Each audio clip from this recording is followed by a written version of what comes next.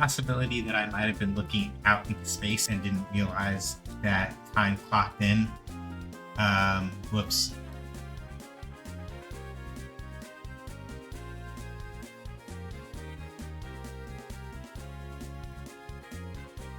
There's a non-zero chance I might have zoned out just a little bit, and that might have been what happened.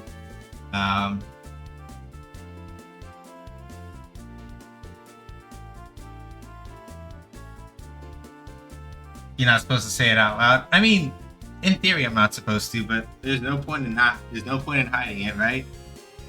Happy Wednesday, y'all. I hope the day was restful and or productive. I washed the dishes. We take those. Because, like, me, forgetting to wash dishes is a thing that happens a lot. So, yeah, we take those. Hey, Cuddle.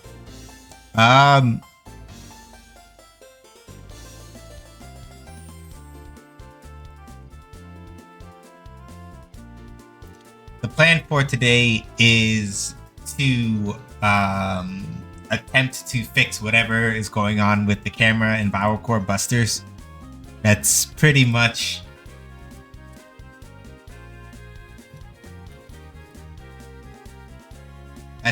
the plan. We'll see how things go. Hope supper's ready, BRB. I went out of the house for non-work things and I don't regret it. Yeah.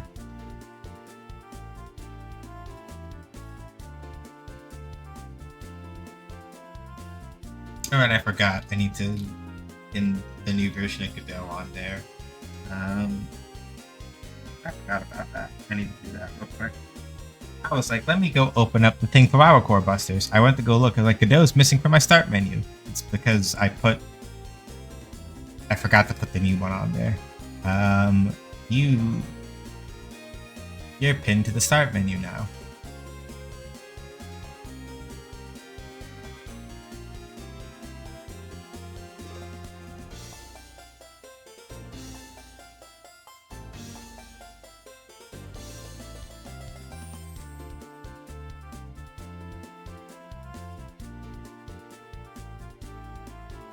I did get some cool stuff done for Shoot Lancer, but I'm keeping that under the hat.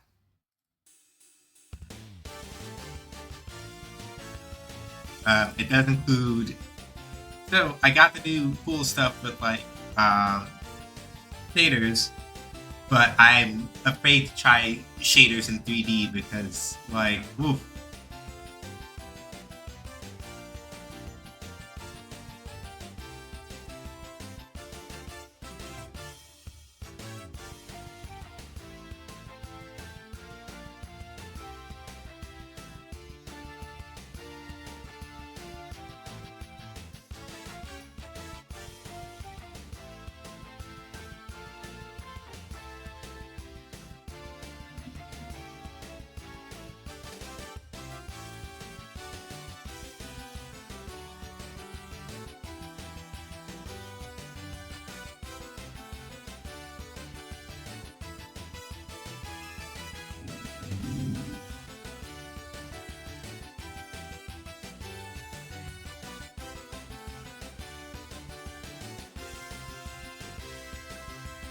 But yeah, that's good. I'm happy that you had a good time outside. It's a nice time outside, Kettle. And that you're able to make it back to come hang out with us.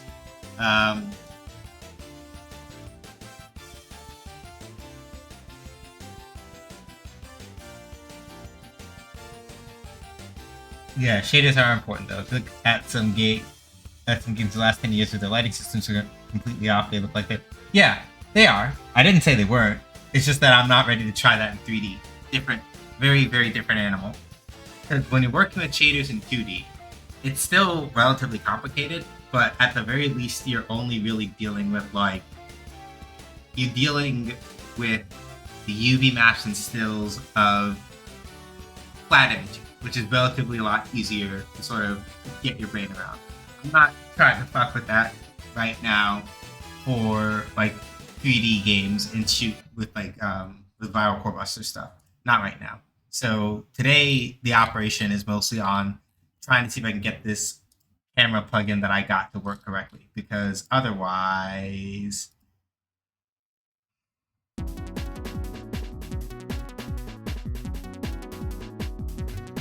the part that I can't seem to figure out with it that's getting on my nerves a little is that, and y'all will see in a second, but I fixed this.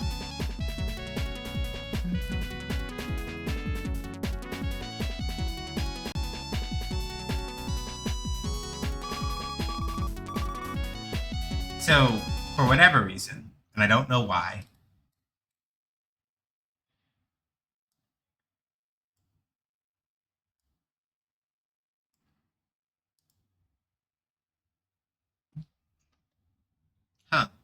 did Godot 441 actually fix the issue with the capture? Okay.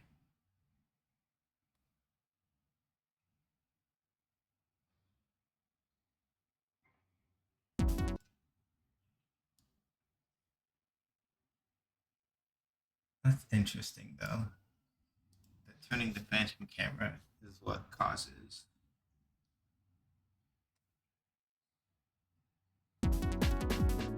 Huh.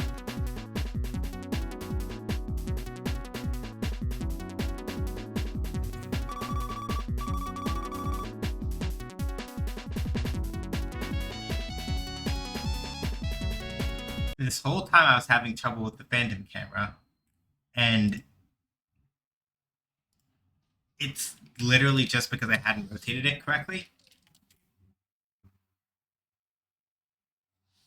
Well, that is quite possibly one of the most hilariously fucked up ways that I've ever managed to resolve something ever, actually. If I'm going to be honest about it, because then that means that quite literally it was only a problem because I hadn't rotated the camera correctly. Um,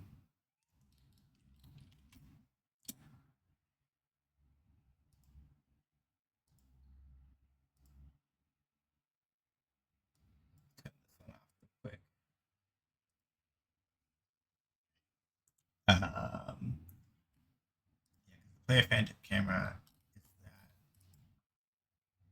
Yeah. Huh. Welcome back, Cat Wizard. You might have come back to literally me going, "Wow, I'm so worried about trying to figure out this camera and all this other stuff. What am I going to do? What am I going to do?" And it turns out that literally I physically turned the camera 90 degrees, and the problem that I've been having this whole time fixing though.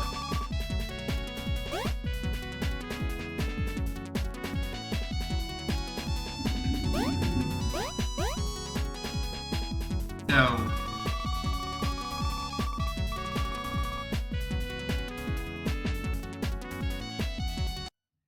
it's annoying.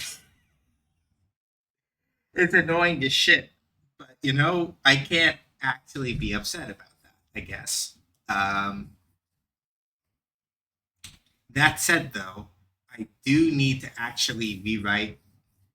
Yeah, it was literally because the axis was wrong. So, to explain what happened here, right? I'm going to go over to the actual scene for the camera. So, this is the way that this whole thing works out, right? Oh, this also means though that I can theoretically get rid of both of these things, and probably should be fine, I guess. Um, Maybe anyway. Let me not get too in the weeds on that. Basically speaking, yeah. So at some point, sorry, let me back this up a little bit. This is the way that this works, right? The phantom camera that you see here, there's a plugin that I got the last time that we were doing this called, let me look up.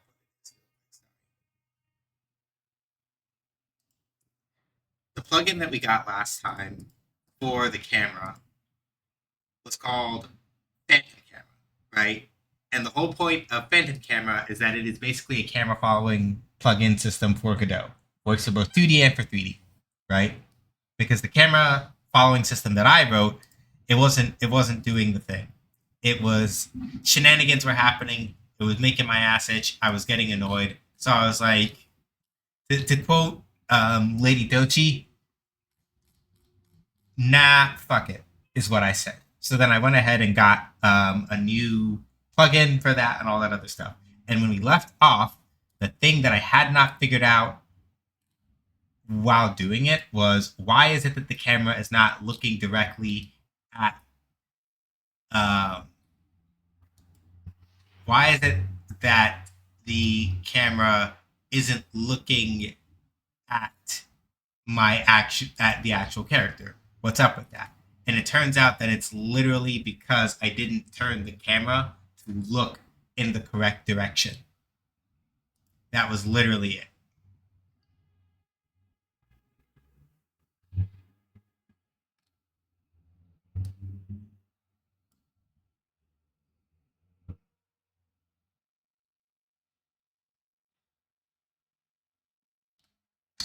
So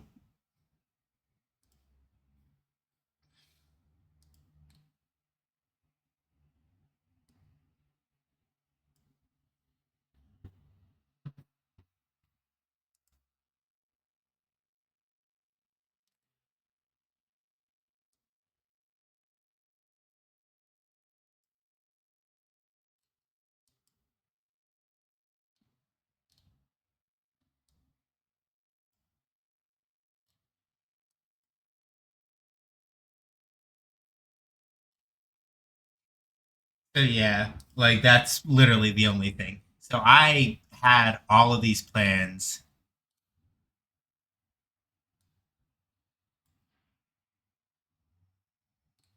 I had all of these plans, and it's just like, eh.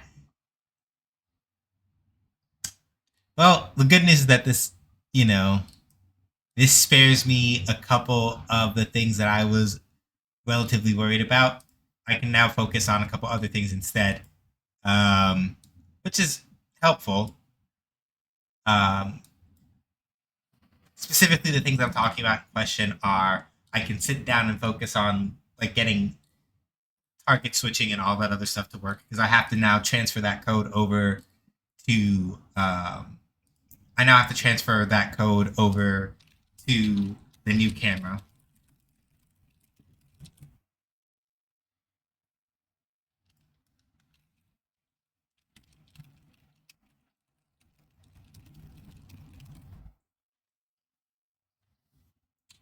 Okay, so let's come over here. Oh, it already has a script on it, so really I can't really do anything about that. I think I can try this. And then uh, we can do this. I think at this point we have to put it on this, or it's going to be some shenaniganry. Okay, so let's look at this. We put a shaker component 3D. Well, no, I know that the actually, let's do a new script over here. We're gonna do a camera controller phantom camera is what we're going to say. And we're going to put that one on here because I want to have the old camera controller code as a point of reference while I sort out the rest of this. Okay, yeah, I know, tab row style, blah, blah, blah. Not trying to do that right now. Okay, enum collection, don't need that. HUD script, don't need that right now. Trigger volume, hang on. I'm just going to close out a couple of things that I don't need right this second. Let's just close out.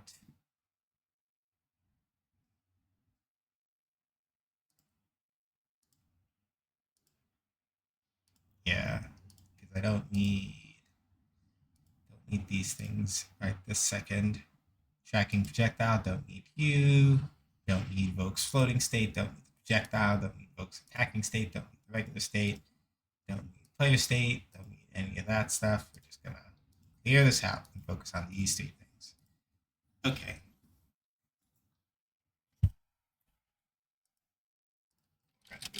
Node 3D phantom.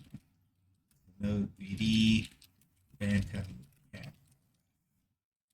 And then public override. Public override void ready. And then from here, we do base.ready. And the next thing we do is say phantom camera equals get parent.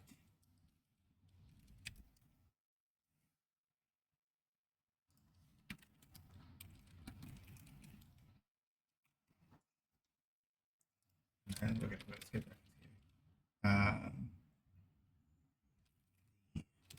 reference parent and camera node parent phantom.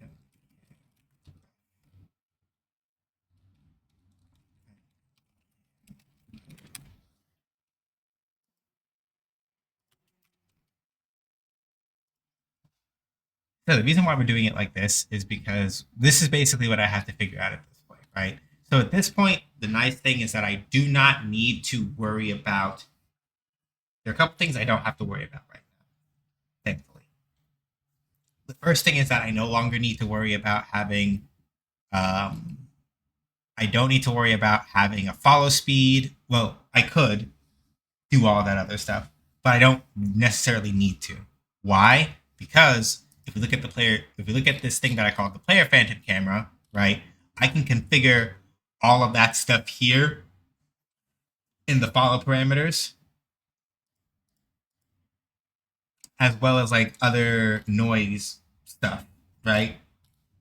So there are a couple of things now that I don't have to configure directly, right?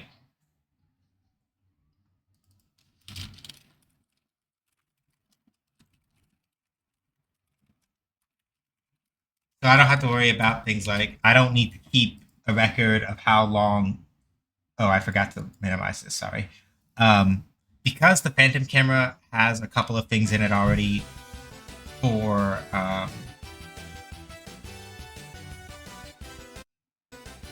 the Phantom camera already has a couple of things inside of it that deal with the things I would have worried about. So this follow offset here, for example, is basically the camera arm from before.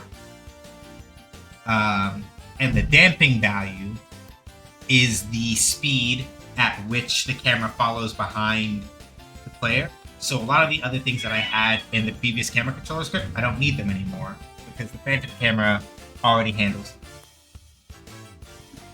which is helpful in that sense. Give me a second. Okay, nothing immediate.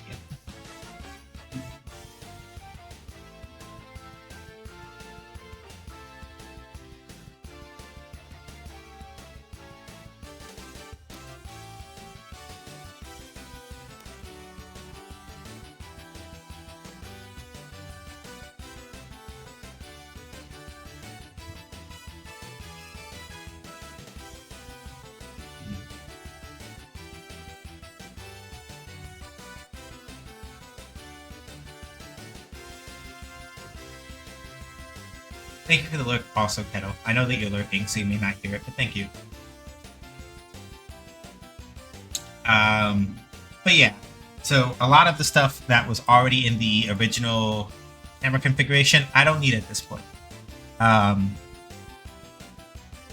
said, I do need to figure out stuff about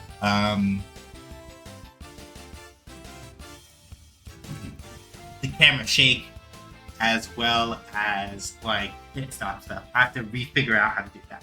Hit stop, I think, will be easier.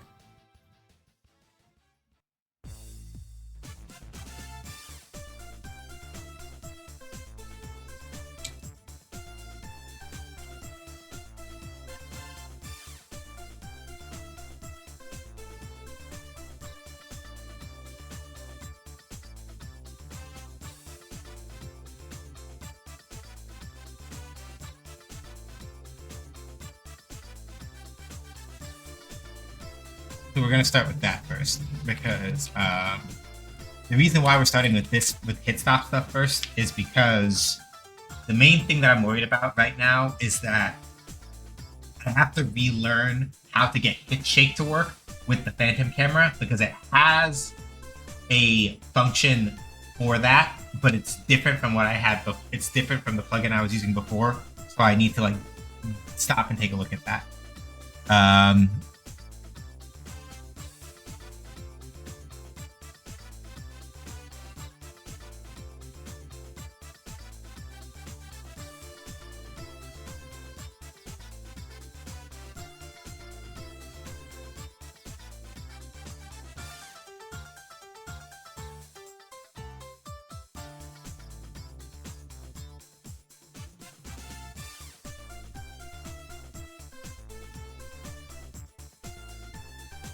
So we're going to take a little bit of time, and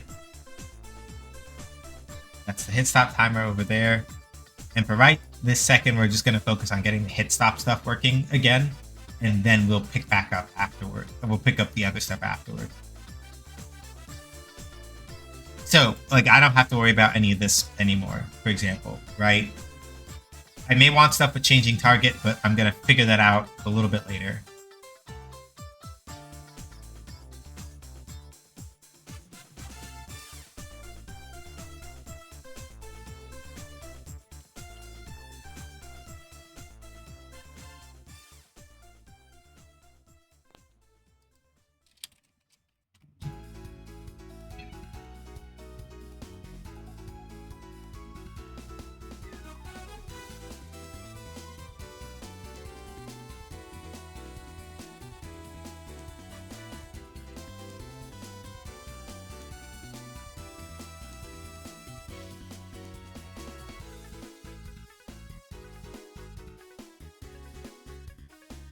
I think I'm going to have to use one other trick from previous to make sure.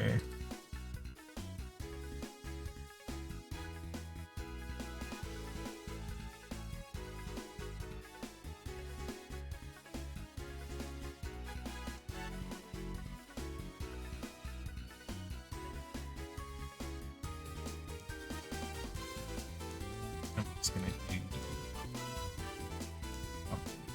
that.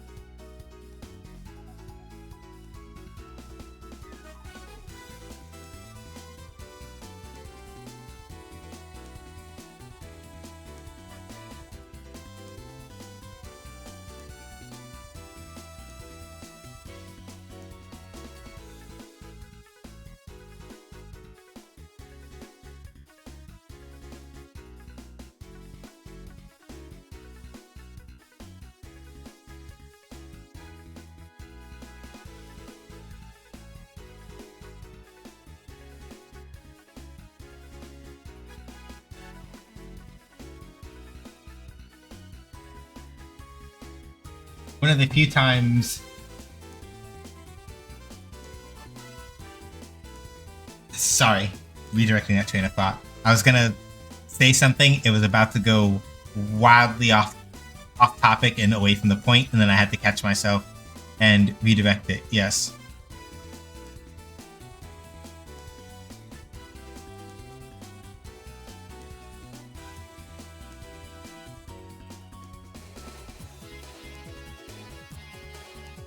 Hey, Shiny.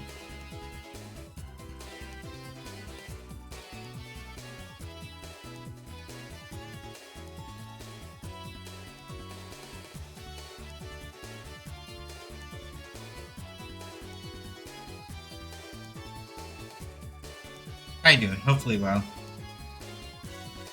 Okay. Right, I should actually comment this code.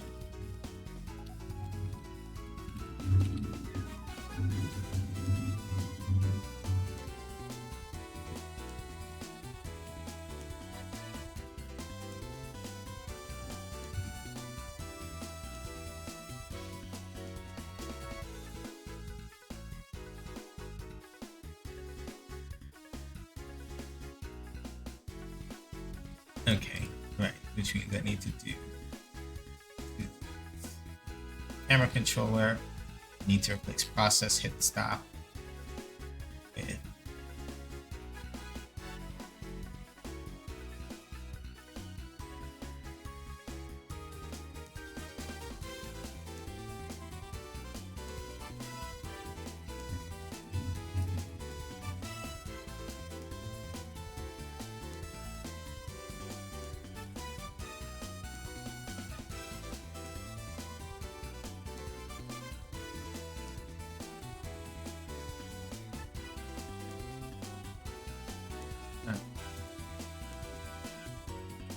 I'm avoiding every streamer who is playing Oblivion because I want to see Expedition 33. Some people got early copies today. How's everyone doing? I'm doing okay. The only reason I was late is because I took a call from my mom like right before I got on stream. That and I got distracted by my hyperfixation doing the thing, except that the thing didn't do the thing that I wanted it to do while I was working on it. So that caused shenanigans. Process hit stop.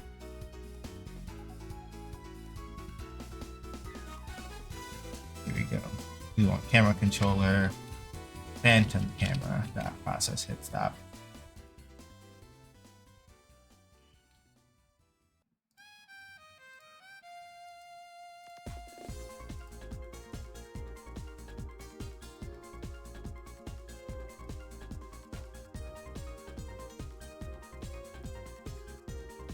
Okay, so that is probably at least okay.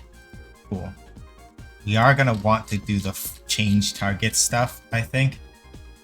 So let's see here.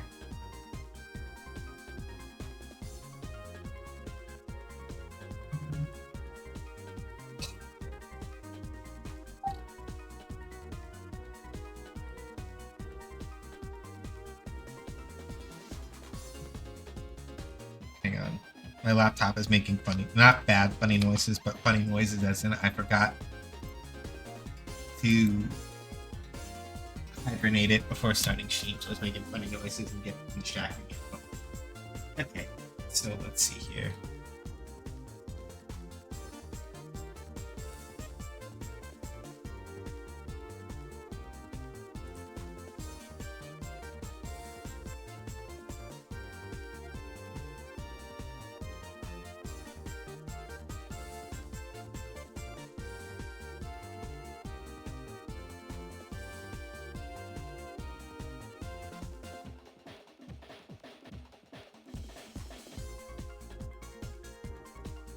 Okay, cool.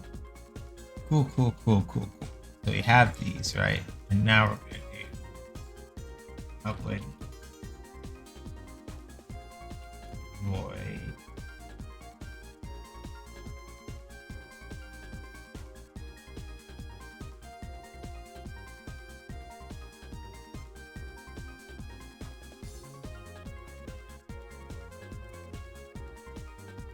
So now I just gotta come back over here. Rebuild it. Okay, so let's see.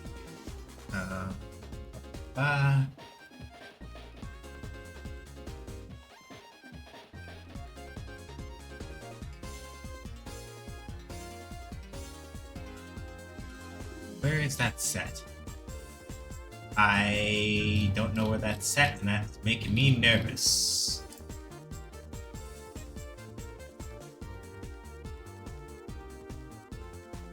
No, the host is a chat. What is chat? Call parameters, call access lock. Want X in the line. Alright. We don't want you. Okay, so okay, there we go. Because I'm sitting here sweating, going like, where is it? Where is it? Where is it? Where is it? Okay.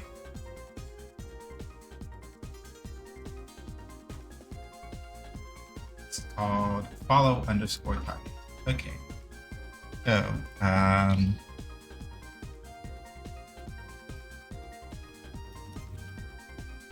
okay, so if previous follow target does not equal. Hey Val. So you're not going to believe what happened with the camera thing that I was sweating this whole time. It turns out that the camera issue I was trying to solve for Viral Core Buster specifically was just because I didn't turn the camera 90 degrees. I literally just didn't turn the camera 90 degrees, so it wasn't looking directly at the player or in the player's direction.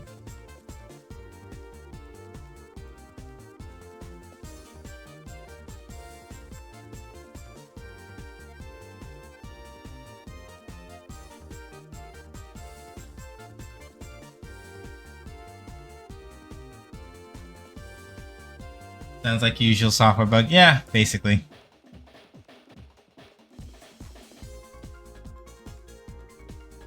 But okay, let me do it like this.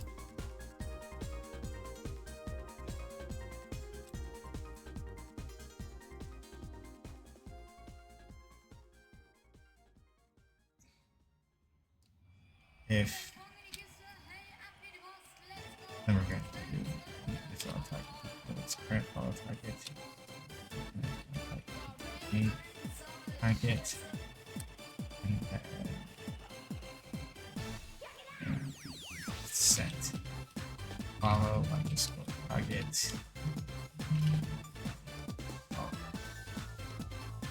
Okay, cool.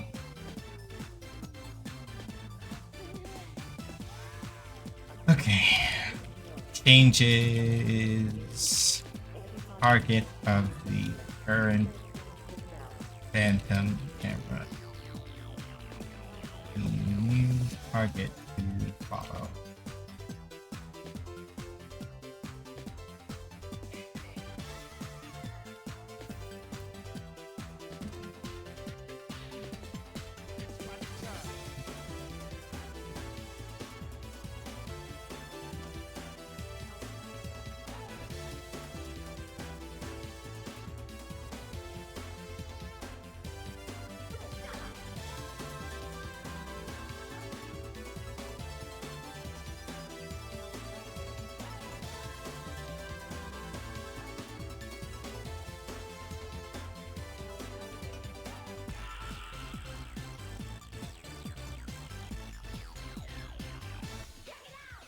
I'm gonna make sure I actually sit down and comment this code. If we are not switching to a target we are already following, then set up.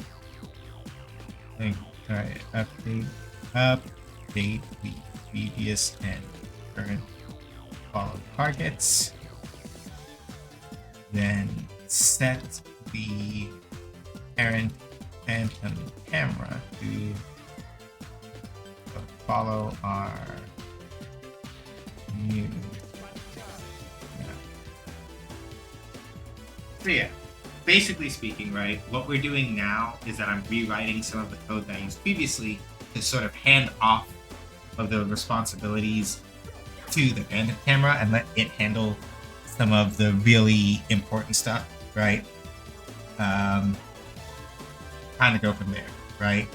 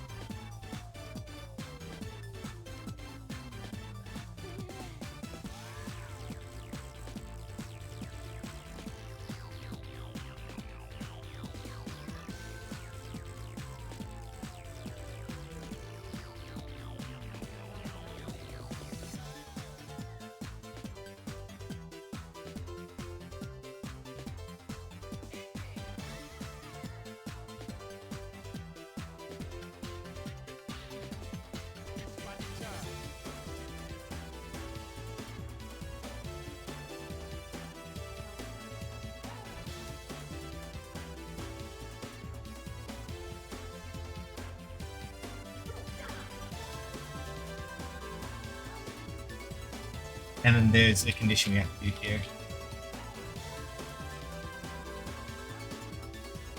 I learned recently that there's a BDS boycott against certain Microsoft products and games that it's owned by Microsoft. I have a feeling that it's flopping already due to so many people buying the Oblivion remastered instant it was announced. Yeah, it came out basically BDS made that declaration right around the time that South of Midnight came out, which is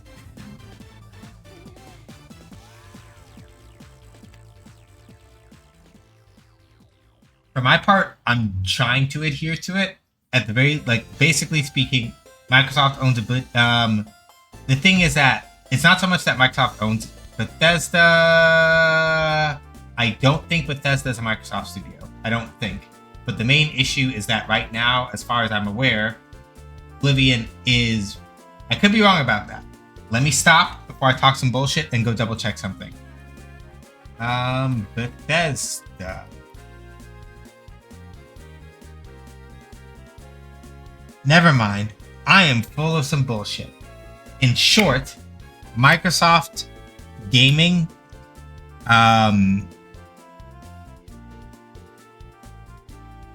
Microsoft acquired ZeniMax Media, which technically was the parent company of Bethesda, which means that by virtue of technicality, yes. Microsoft acquired ZeniMax. ZeniMax was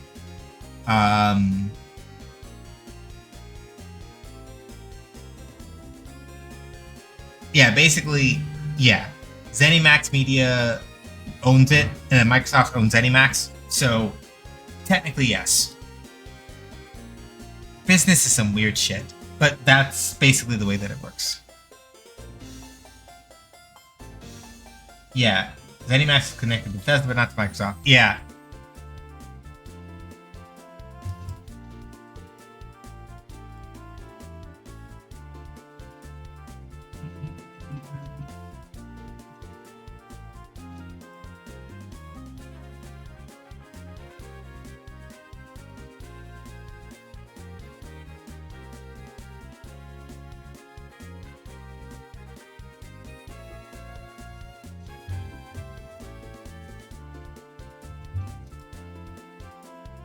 Yeah. Gita had criticisms how the boycott was announced right when South of Midnight dropped. You can buy the game on Steam, but yeah, it's one of those things where BDS was very careful to frame it in the context of minimize as much as you can, right?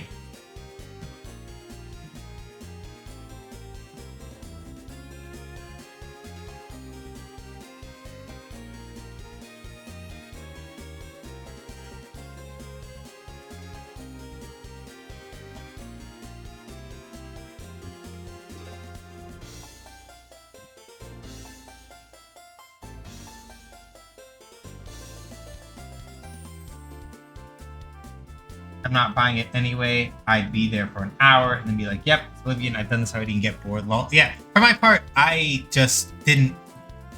I've never really been big on...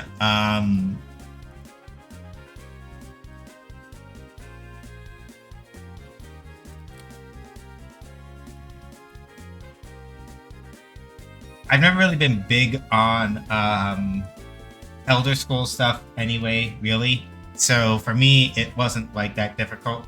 For my part, I canceled my Game Pass subscription, and that's about the only thing I can. That's about the only thing I can manage, really. I don't have an Xbox at this point, not anymore, anyway. I could try to switch off of Windows, but I am not in a position mentally to figure out how to run Linux OS stuff, and I don't want to bother trying. There are certain things that I know are going to be affected if I choose that. I would have to choose a dual boot at best, and I do not have the money for any kind of backup shenanigans in case I fuck up the dual boot somehow. I don't have the resources, so I'm just going to stick with what I have, and I've canceled my Game Pass, and that's about as much as I can do. That's as much as I can do, and that's about. They were trying to emphasize do it is a reasonable ask because we know it's impossible to ask you to like boycott everything because like the shit is basically damn near impossible. So like, all right.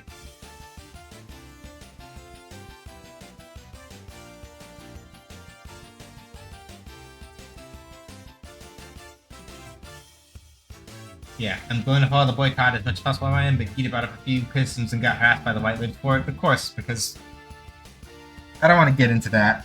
I'll say something really nasty and cutting, and I don't want to get into that. I never used Game Pass anyway. I don't have Xbox. I'm still using Win 11 because I have no knowledge of Linux. And if you ask people on Blue Sky, you're gonna get the most smart ass comments. Yeah, like the thing is that this is what I'm going to say about Linux. I do not have an issue in principle with I don't have an issue on principle with the things that Linux is doing. Thank you to the new follow. We do keep our follow alerts anonymous so that people can follow and then lurk if they feel like it.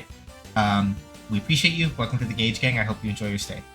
But yeah, like on principle, I don't have an objection to Linux's goals, the ideas behind Linux, what it is that it wants to do. The main thing is just that it's like computer literacy is something that is a skill that has to be taught, and we do not teach it the way that we should. We have not taught it the way that we should for a very long time, and the end result of that is that it makes a lot of things a lot more difficult than they need to be when it comes to this sort of. You have compatibility stuff, right? Even trying to run compatibility layers is kind of a pain. The most convenient thing that you could do with Linux is dual booting, and it's just like you have to not fuck that up, or you're up a creek, basically. I don't have the energy. I don't have the energy to learn an entirely new operating system right now. It doesn't mean that I would never be interested in doing it or that I would never want to, but that I'm not in a position at present to even remotely try to wrap my head around that. I'm not fucking with it. So here I am, right?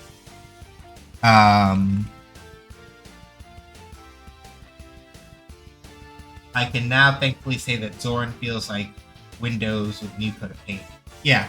So 100% if you're able to get it to work, right? Linux is basically a genre of OS rather than an OS. Yeah. That's why I was like, in a very general sense, I have no objections to what it is that Linux aims to do.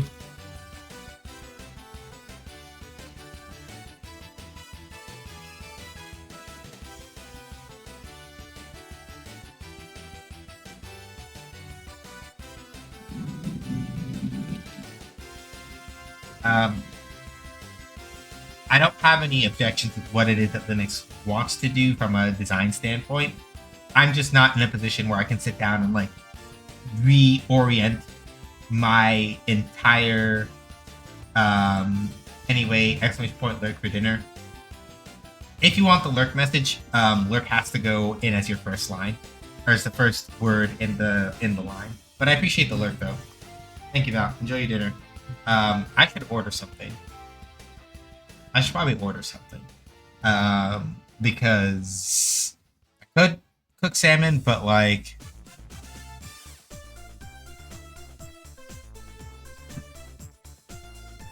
not quite in the mood for it yet. Also, thank you for the lurk, Cos. Appreciate it.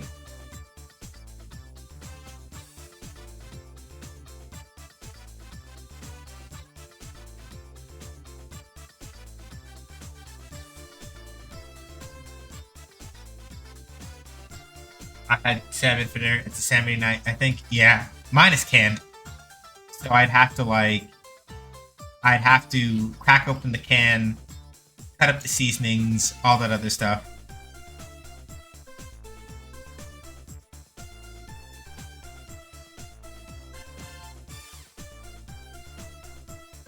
not that I'm opposed to that, but I'm not in the mood to do that right this second. So at some point I will probably make canned salmon, but not tonight. Not in the mood. I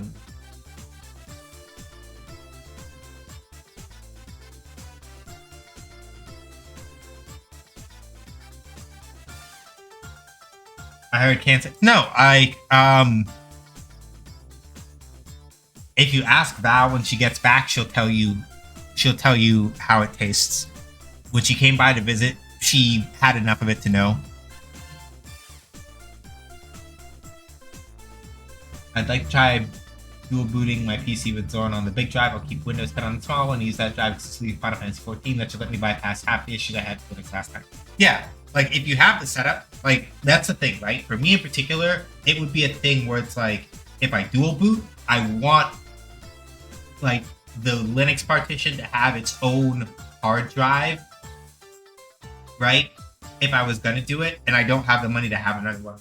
I don't. So I was just like, fuck it. I'm just staying with what I have, and I'm not gonna try to sweat trying to figure that out right now. I don't have the energy.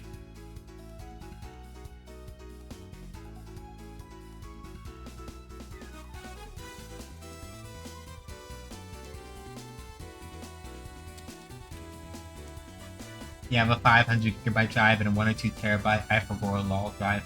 Yeah, like for me in particular, the main thing is that the hard drive that I basically bailed out of the High-Nu when it died is now acting as like a secondary backup storage drive where I'm keeping a lot of other stuff. And even that is beginning to very slowly run out of space. Like I've been trying to move games and stuff off of Ariel's main hard drive, so it's just the OS. So it's just the OS as well as whatever documents and downloads and whatever. And then the secondary drive that used to be Ariel's, that used to be the High-Nu's main drive is now all the stuff that has that.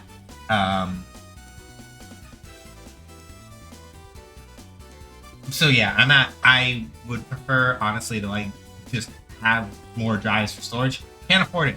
So that's the main other reason why I don't want to try to like fuck with that right now, because I don't have the money to potentially like, oh shit, I got to get a new drive in case I fuck up this thing. I don't have the cash for that. So that's another barrier.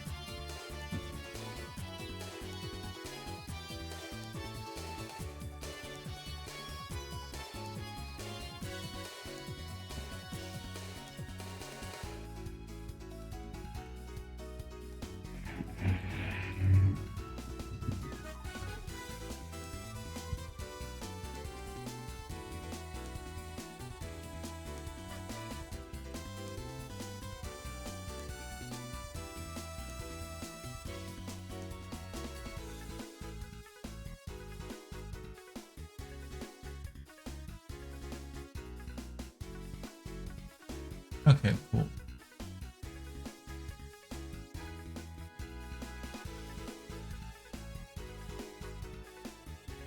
So, all that's taken care of. Good. Okay. So, now here's where we get a little tricky, right?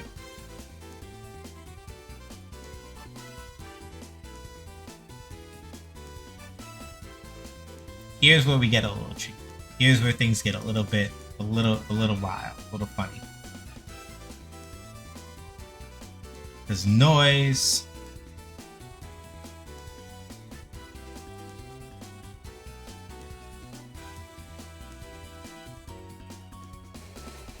Okay, let's see here.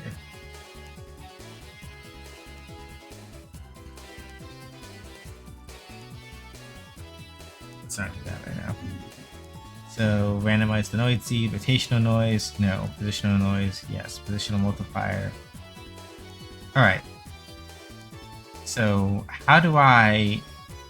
The issue that I'm having is...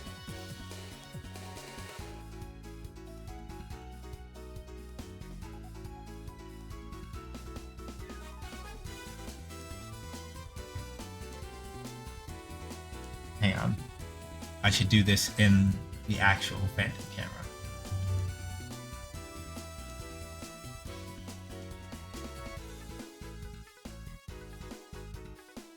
Noise. Do one of those. Preview noise. Okay, cool. We do want to randomize the noise. See, we want positional noise, positional multiplier. Okay, preview noise. Alright, the only thing is that I now need to figure out how to actually preview the noise stuff so I can see how it works. Okay, good. That's all here. Okay.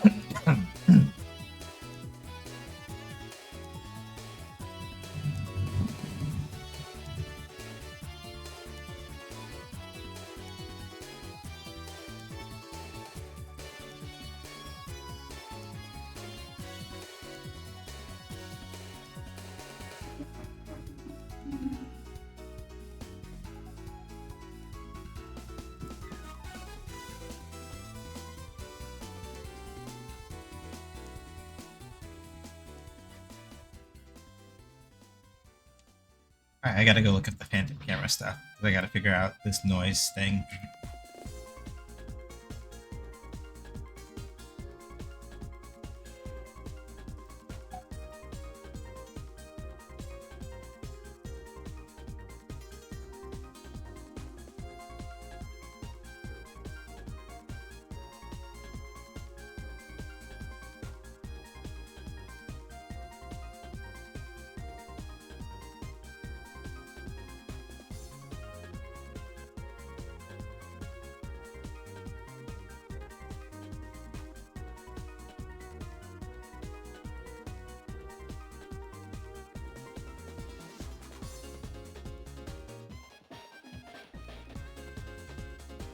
Okay.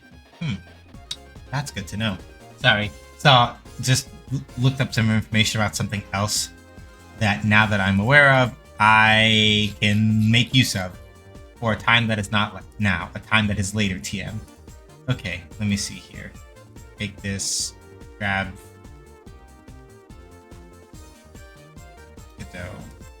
I have so many tabs open in the Godot tab group. That's really, really bad. Oh god, so many.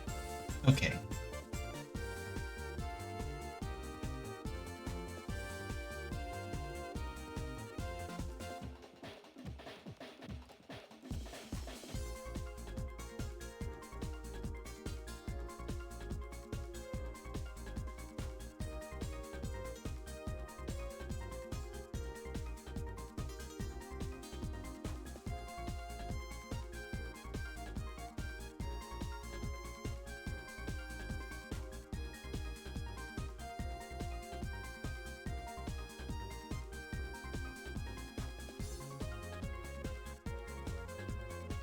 Okay, yeah, that's not meaningful right now.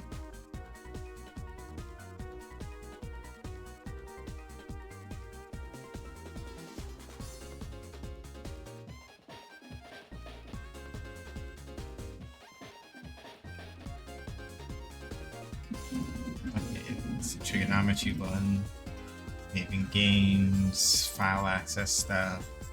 Resource saving variant, not helpful right now. File access, already did that one.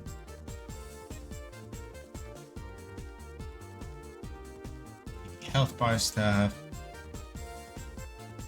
Keyboard devices. YouTube. Sorry, I'm just also closing out some of the windows that I had open. Some of the tabs that I had open for like camera stuff and all that other stuff, like to cut down on some of the other stuff that I had going on.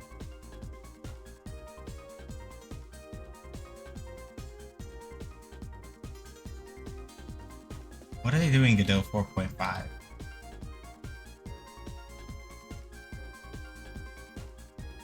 this.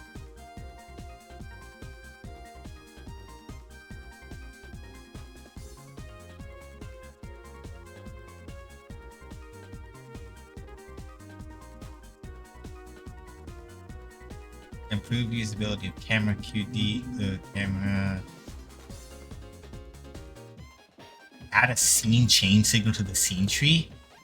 Oh, that's good.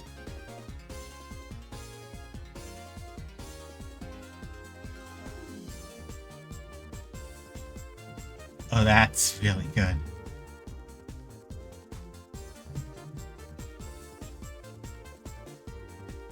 Oh, that's really good.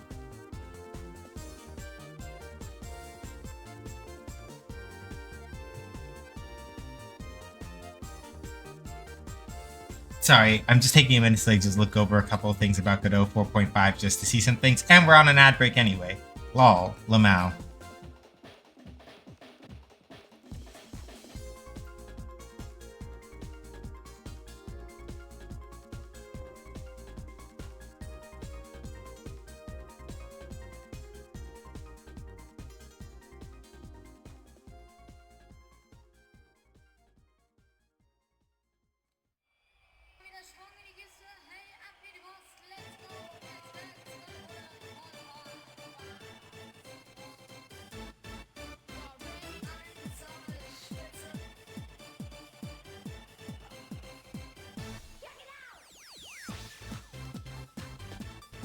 Okay.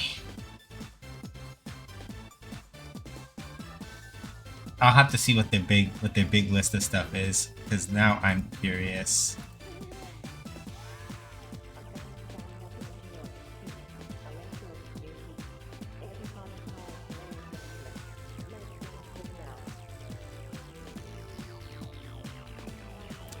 Okay.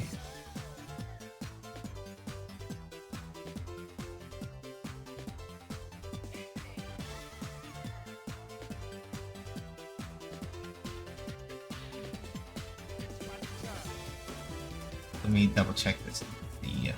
This other stuff. I need to figure. Right. I went to go clear out those tabs so I could go figure out where the noise Damn it! Me.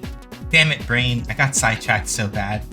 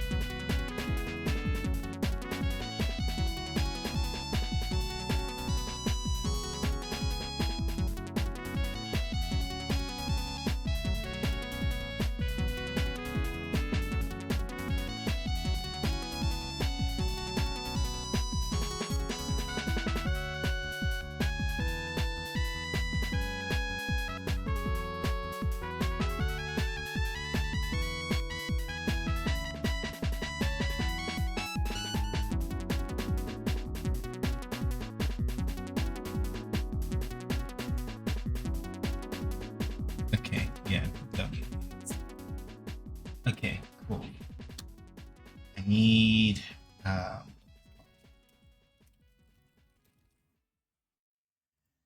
okay.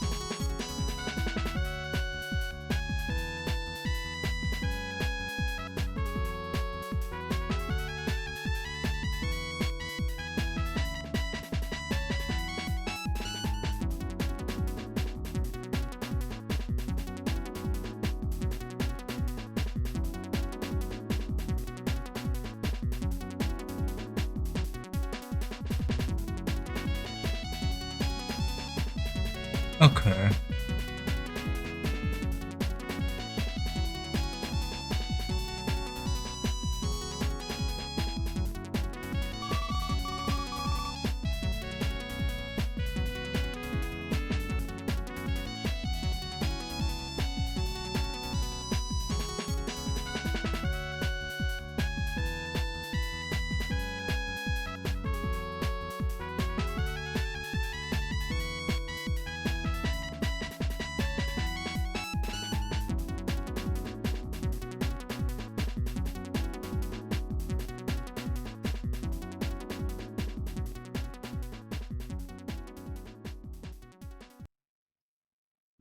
Okay, I see. I see. I see. I see. Meow, I understand.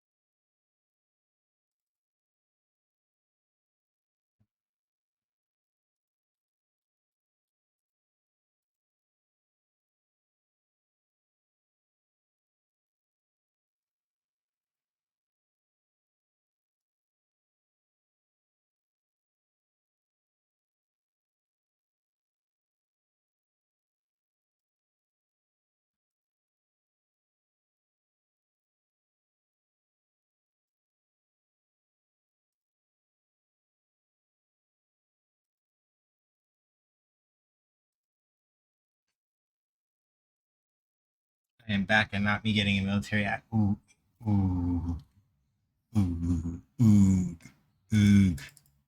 Don't like that one.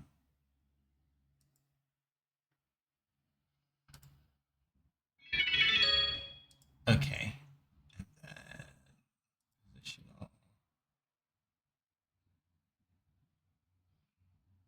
And we don't want it shaking inward, I don't think.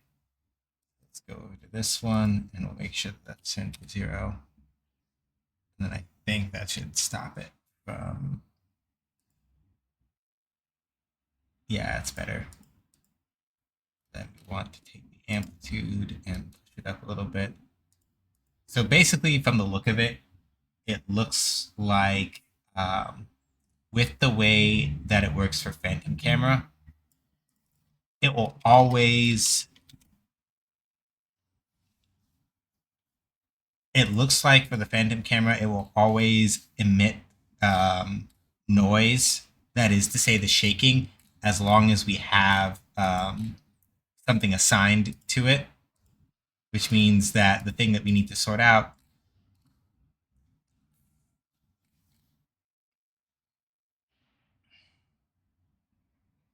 So like preview noise unfortunately doesn't. Oh, sorry, I had the code open. So basically speaking, as long as we have a noise profile here, um, it's we're gonna keep getting this, right? So let me see here.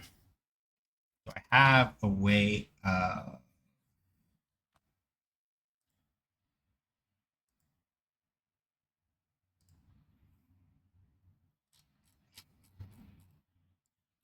Curious about something. Export.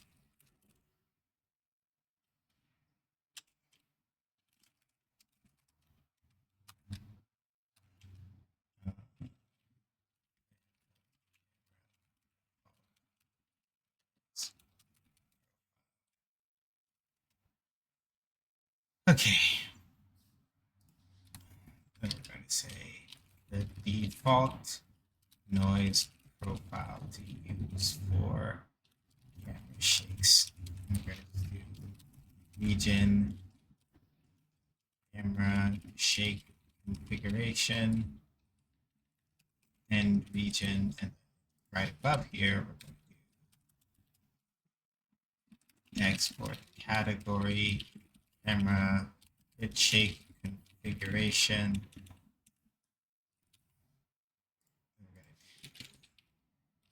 Export timer camera hit shake timer, and then const double default hit shake time equals, what was it? I know I had one over here, right? Default hit shake duration equals 0.65. Okay. And now we're just gonna do, where is it? Camera hit shake timer dot wait time is that. Camera hit shake timer dot process mode is always, so that, well, no, I don't want it to be always because I want the camera shake to like stop when that happens, and the timer node, yeah, then hit stop, or camera hit shake timer dot time out equals stop hit shake plus equals stop hit shake. So here we have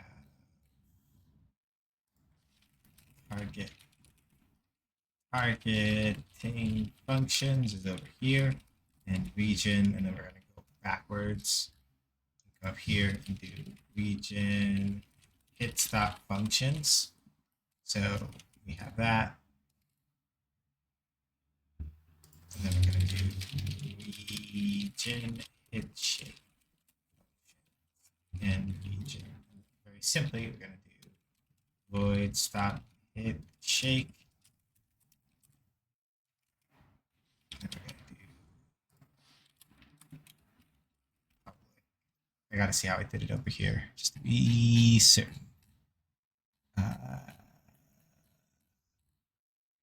Okay. Shake camera. All right.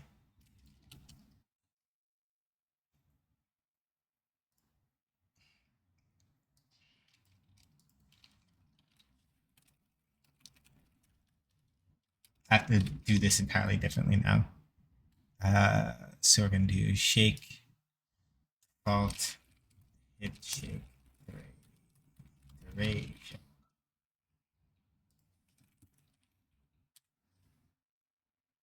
Oh, that's a float. Ah, damn it. So I need to change it over here. Double duration.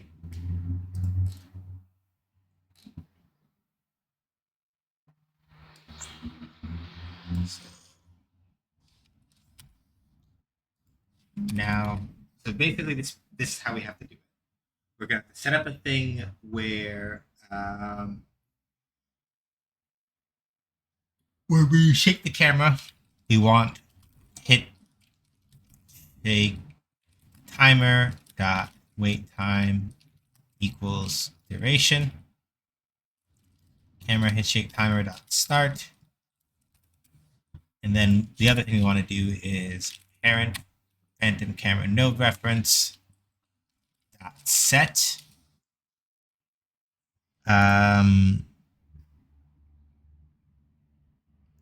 Minimize this real quick. This parameter is called noise, I think, right? Yes, noise. Set noise default phantom camera default noise profile. Start. Then on stop hit shake, we make sure that we do set noise back to no. I think we should be able to do that. Damn it.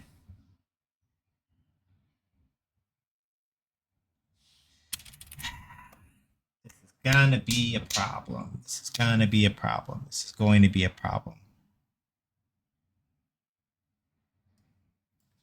Dot. No.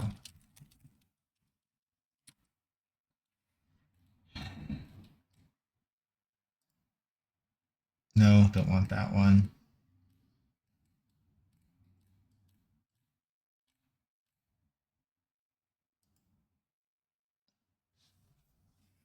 Okay.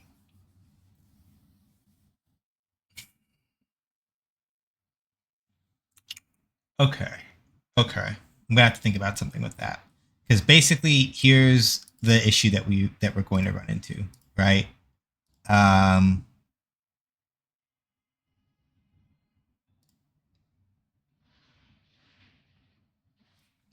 Here's the issue that we're going to run into. Basically speaking, the way that Phantom Camera works is that, well, hang on. Or am I full of shit and I'm thinking too hard about it? Let me try something real quick. What happens if I put that in and I turn off preview noise? Is it still going to keep shaking even though preview noise is not on right now? It's not shaking here. Let me go into the game and see. Because I might have been horribly misunderstanding the way that this works. Failed to build project, right? Because this is...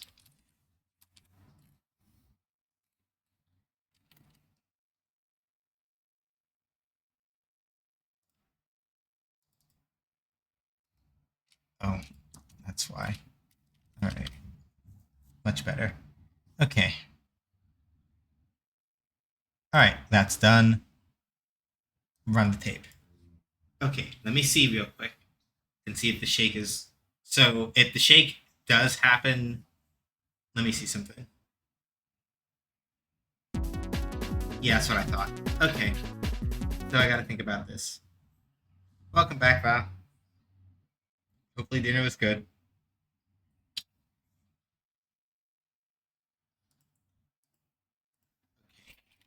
Okay, good go. Let me see something here. I don't think I can do this. Go, clear, loaded, before.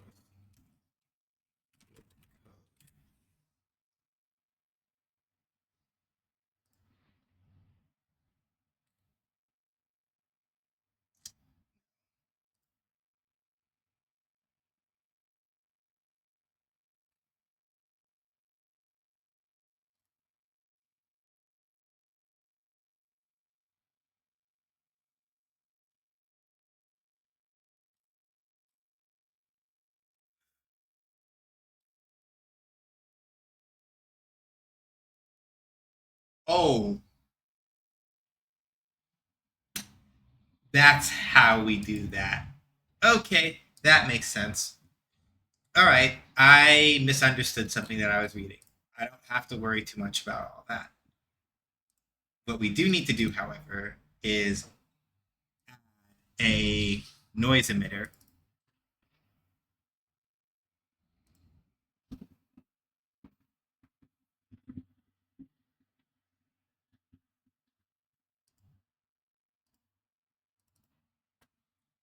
So we're going to put it over here, right?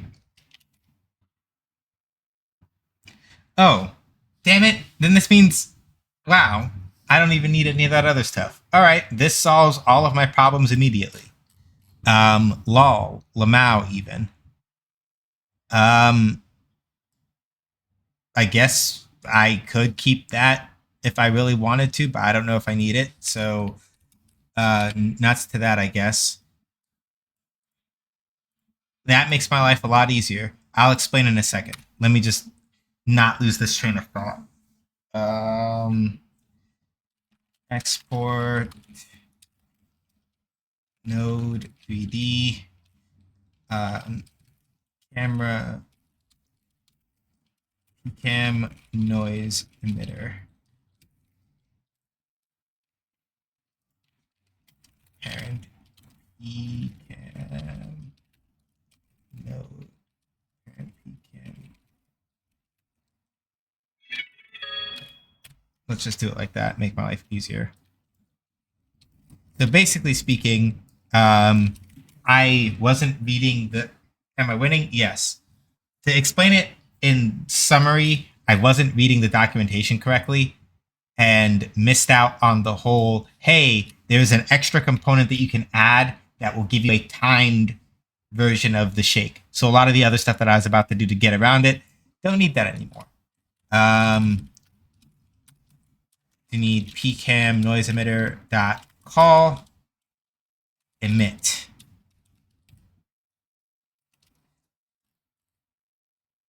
That said, I should do this though. Pcam noise emitter dot set duration default hit shake duration is what I should do.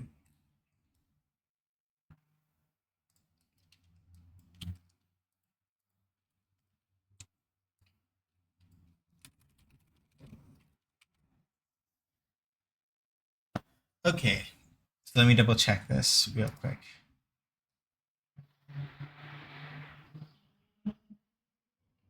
So here's the deal, right? By adding in this noise emitter 3D here, this thing will be responsible for doing all of that, basically.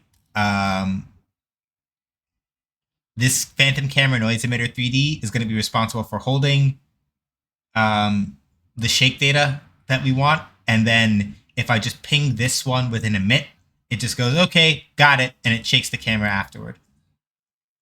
So here, I don't need, clear that out. Don't need that.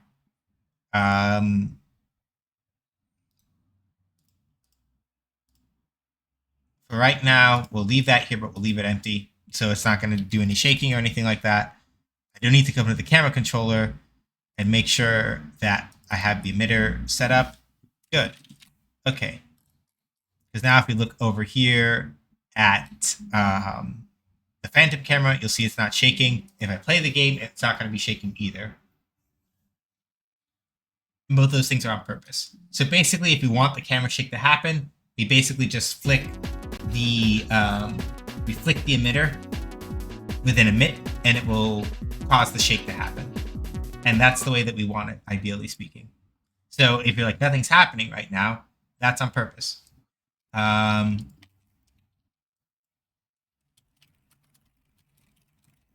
to actually change the duration and emit the shake effect respectively. Good. Shakes this camera. I should call this. And now I don't even need this thing. I don't need to stop hit shake because the duration part will handle that. So I don't have to worry about that anymore. My life is much easier now. Very happy about that.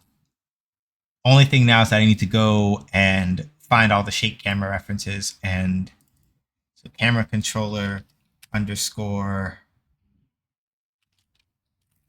phantom camera dot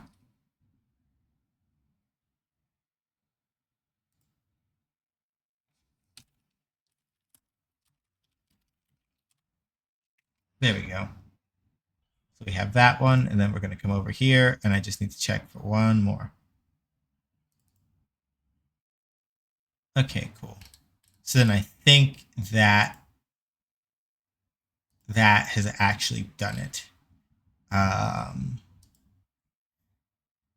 should get rid of the old camera controller scene primarily. So let me do camera controller. We're going to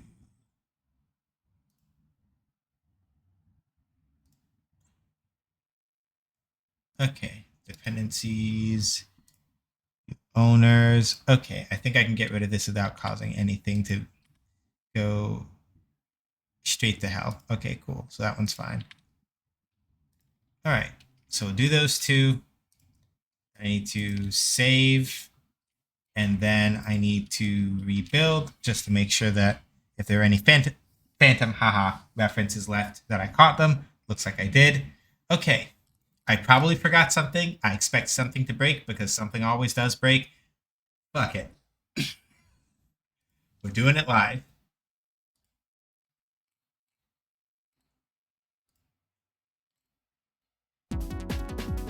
Yeah, look, I don't know. Like, basically every time, I start thinking about if something's a bad idea or not, I literally just get like, I just hear Dochi in my brain. Specifically, a line from Denial is the river where she's like, nah, fuck it. And then we just do the thing. I know why the camera's doing this. It's fine. I'll fix it in a minute.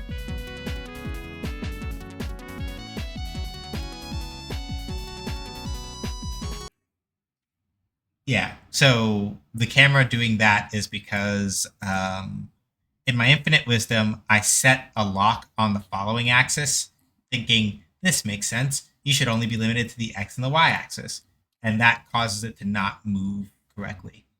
So we're going to come to the player phantom camera, and we're going to come over here to this particular setting, if I can remember where the fuck I put it. Okay, it's over here. Which means that I have to change it over here. We're not going to have any axis lock for the following axis, and it should be fine. This should give us the room to like actually make the camera do the things it's supposed to.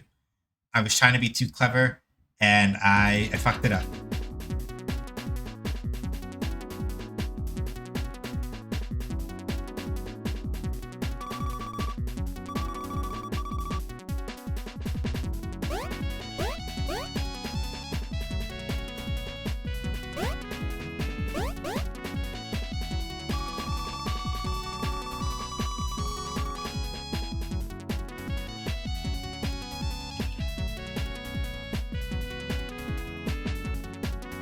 Okay, so those two things did what they were supposed to, but now we just don't have any like shaking or anything going on.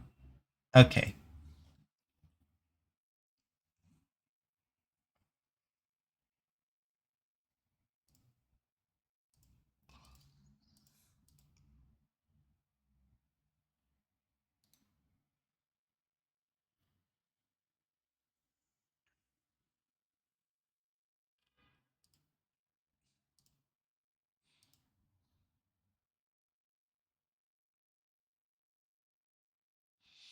Okay, noise emitter. Let me see something.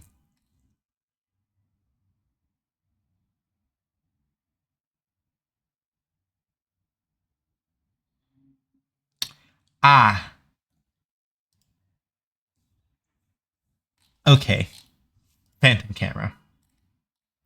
Host layers. That one. Cool. Noise. Noise emitter layer. That's what I forgot. So this is the important part. So the hit stop stuff isn't working, I don't think. But as far as like getting the noise to emit, this layer has to match this layer. Otherwise, nothing happens. And this is to make sure that you can't get like, which is actually pretty clever because this lets you set up different noise profiles for different emitter layers. So you can be like, all right, if I want this specific shake to happen at this specific time, I do this one, right? If I want this specific shake for this one, this does this instead. This might actually be useful for something that was recommended to me for Shoot Lancer, actually. So,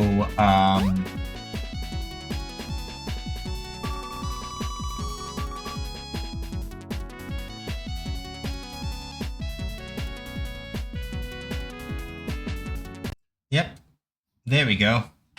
All right, not bad. So you saw it there, it works. The main thing is mostly that we just need to get the shake to be a little stronger. So what I'm gonna do, trigger volume, don't need that one. Hush. Camera controller at this point doesn't exist anymore. I thought I got rid of it.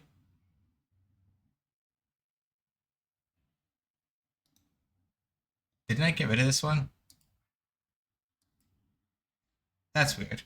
All right. Anyway. So the only thing I need to do is come back over.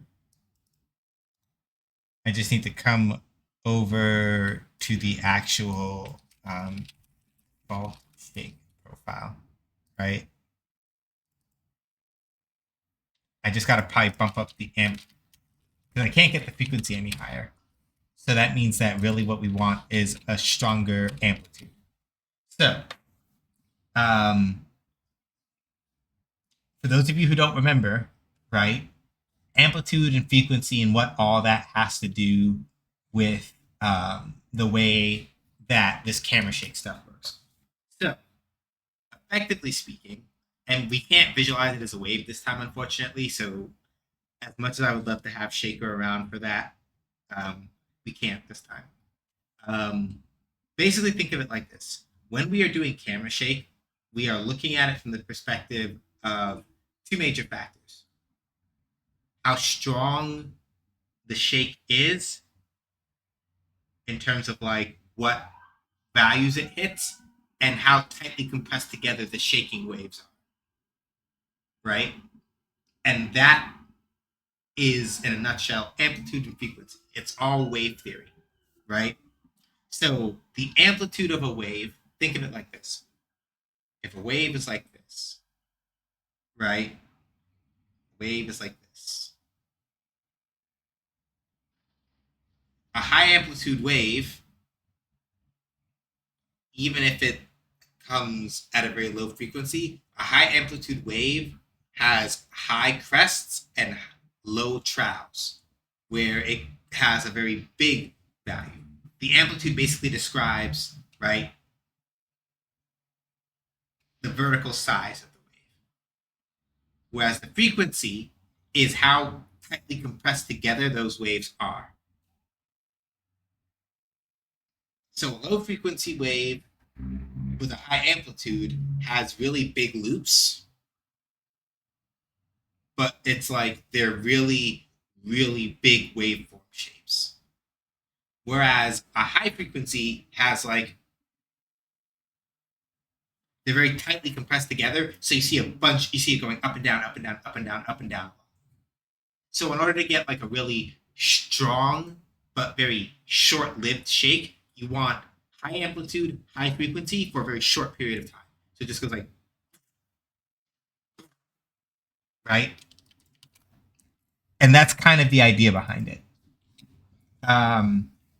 Wave theory also applies to light and to sound. So, for example, a high frequency, that's why like high frequency sounds have been described as being high frequency sounds have been described as being very high in pitch, because what's happening is so many sound waves are being compressed together that it like shoots way out of our audible hearing range. We can't hear it audibly or consciously perceive it, but it's doing this basically at really, really high, at a really, really high amplitude. Is like the volume of it, right? So a high frequency sound at a high enough amplitude is very strong, very sharp ringing, basically.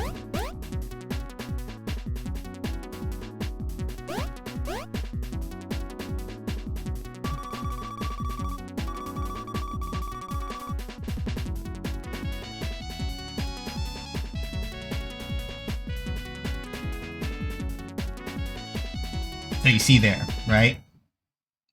So I'm deliberately pushing the amplitude up in order to get a more violent shake reaction. And then in order to minimize like how much like, two things for that, right? There are two ways also to kind of like bring that in, right? If it's something, because screen shake and screen jitter can cause people to become sick, that is a thing. It's true. You do want to make sure that you have, hey, it's time for an accessibility talk. An important part of games accessibility is being able to account for things like that. So in situations like this is one of those situations where whenever I get around to making a menu for viral core busters, it is 100% a thing that I am going to be making use of with a viral core busters like options menu. screen shake on or off, because we can be real about it. If you are not careful with the strength of your screen shake, as well as like if it's high amplitude and it's going off in all sorts of directions and it's very sustained, you can make people very ill very quickly, right? So as an accessibility thing, having the ability to turn off screen shake is very important. And if you are playing a game where you know the screen shake is going to be a thing, you should account for that. Not just, yeah, a slider could help also. But I would say at a minimum, on or off is the primary thing. And the reason why I say that is primarily because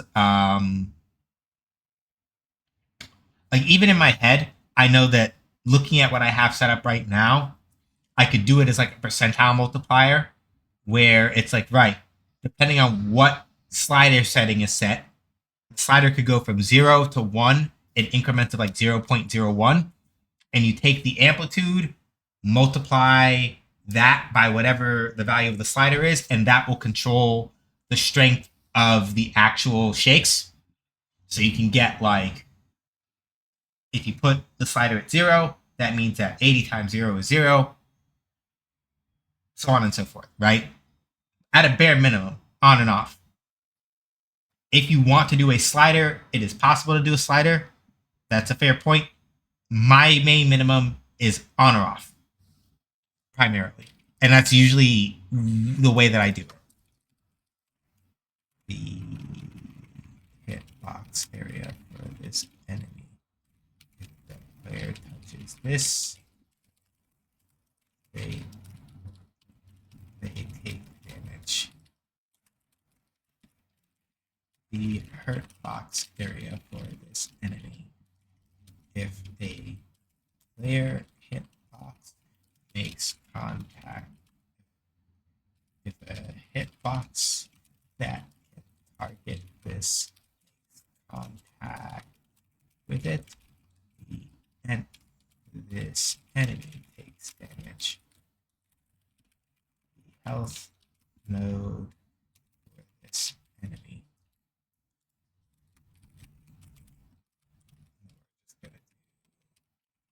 Pivot for this enemy's model.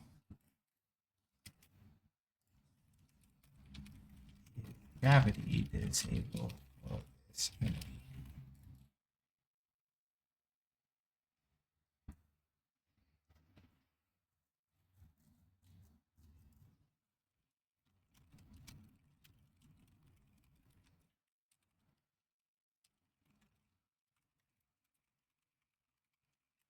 But yeah, a slider is also doable under those circumstances. You take the amplitude and multiply it by whatever the value of the slider is. Make sure that the value of the slider only goes from 0 to 1 in increments of like 0.1 or like 0.01 or something. So that way, if somebody sets it at 0, if somebody sets it halfway, that's 50% or 0.5, which reduces the amplitude of the shake by 50%. If you're going to do it as like a slider, right? That is a way to handle it. Okay.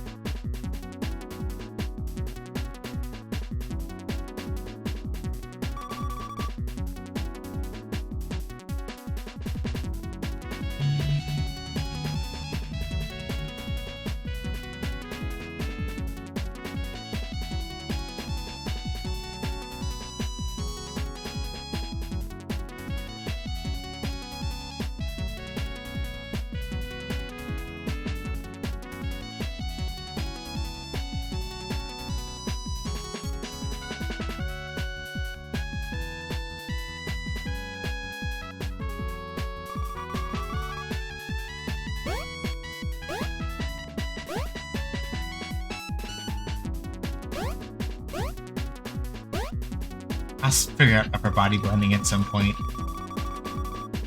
but it's such a pain.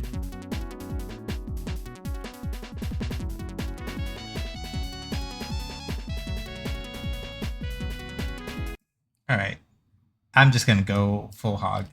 I'm gonna crank that.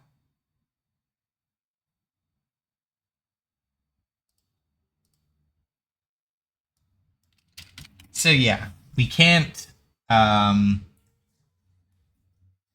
push it over 100 or 10, and there are probably reasons for that. Probably because anything stronger than that will make the behavior very unpleasant, which is fine. Which is fine in the sense that like it's fine of what's it called? It's fine in the context of the words are going to come to me in a second. It's fine in the context of it's fine that they don't let you push it past up that. It just means that I'm going to crank it to 110 respectively, and then we're just going to see how strong the shake is, and then I'm going to just reduce the duration. Yep, good enough. So now I just need to cut the duration a little bit because we don't want it to be doing like, we don't need it to be doing that. We just need to like just do like a little bit of just like, and that's good enough. So over here, we're gonna come over to the hit shake duration and put it down to like this.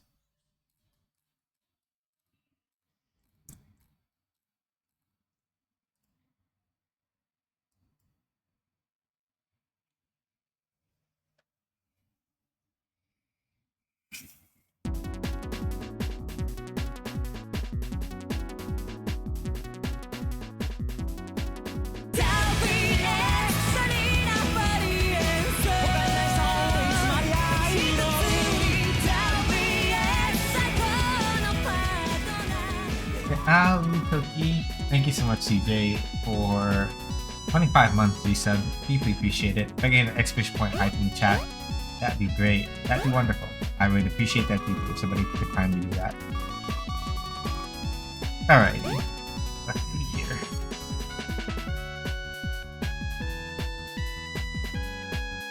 Yeah, alright, there we go. Yeah, that'll do as far as the hit shake stuff goes.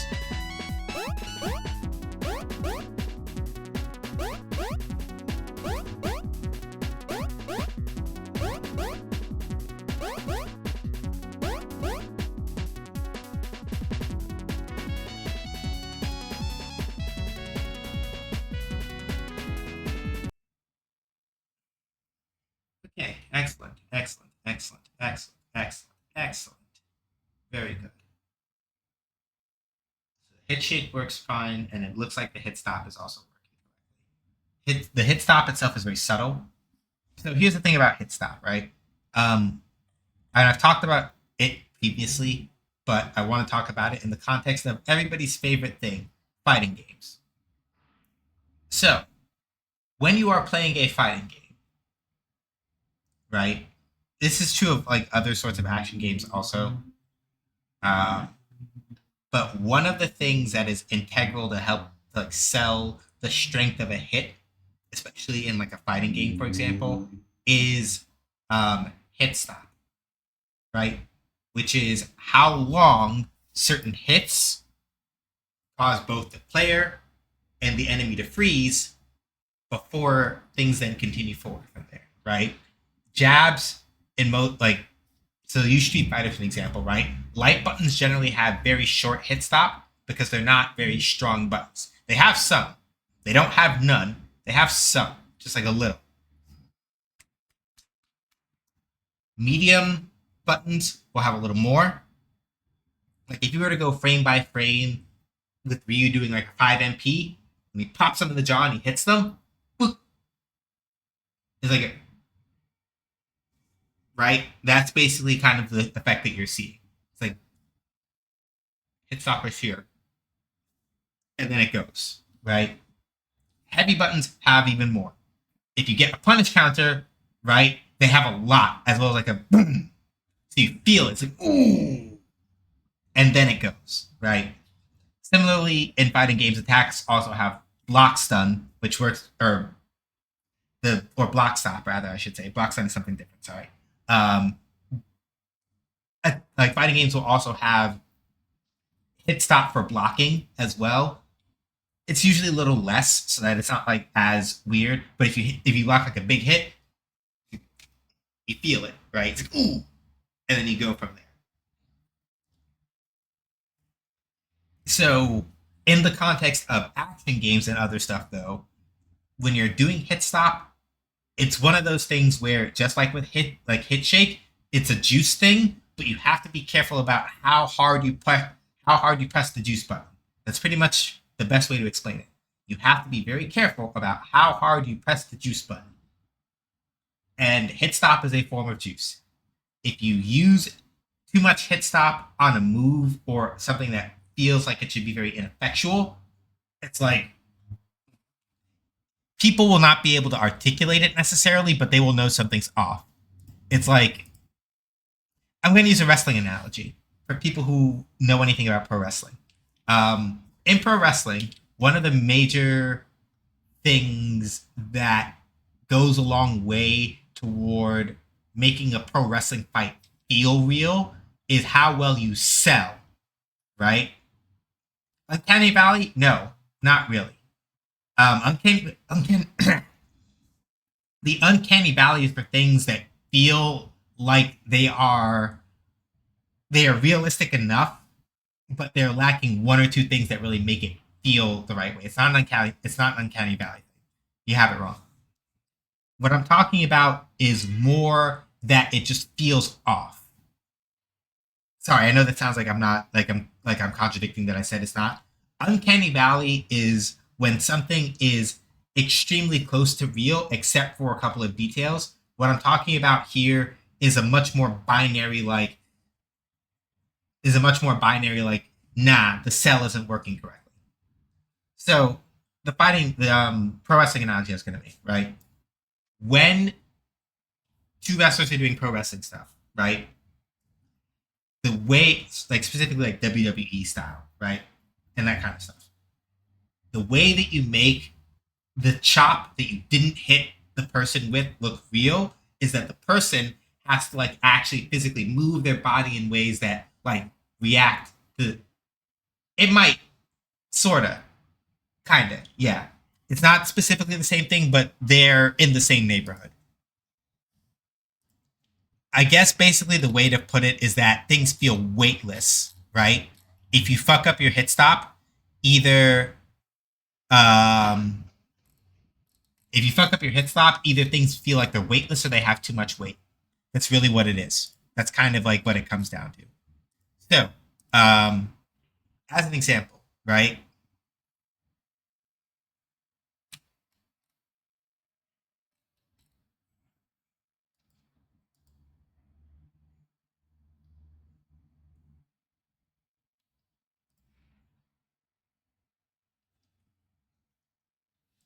Basically speaking, right? If you have a very quick looking move and you put a bunch of hit stop on it, it's like the equivalent of you like gently flicking something and watching it like though let me phrase this more carefully. Obviously, you can break these rules as you see fit in order to convey certain things, right? Like for example, if a character has a move where they flick, right?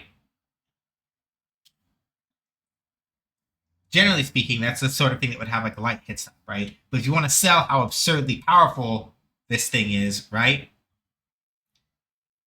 The flick not only has like their head shoots back, but like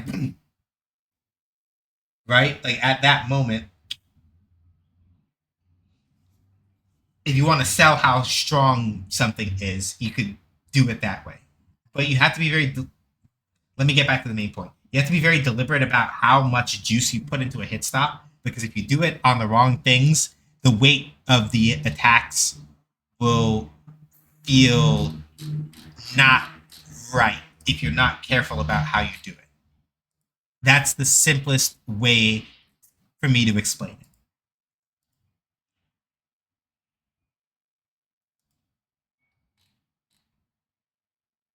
That's the simplest way for me to explain it. Where if you are not careful about how you weigh your hit stop, it just puts off the weight in turn of what you are feeling and how, right? It's all about knowing how to use it effectively, which is why, for example, Koro's attacks don't have a lot of hit stop or hits. Like, Koro's attacks don't have a lot of hit stop because they're very quick and very light. So the idea is that it's like, ooh, you feel it, and you have enough time to register that an impact happened, but it's not a thing where it's like, what's the word I'm looking for? It's not a thing where like Koro's attacks, like she slices you and it's like, ooh, right? It doesn't fit the motif of that attack and the way that it works. To put it much more simply, attacks with not very much hit stop and hit shake in particular, they feel light. Attacks with a lot of hit stop and hit shake feel heavy, and you play around both of those in order to like make up the difference, basically.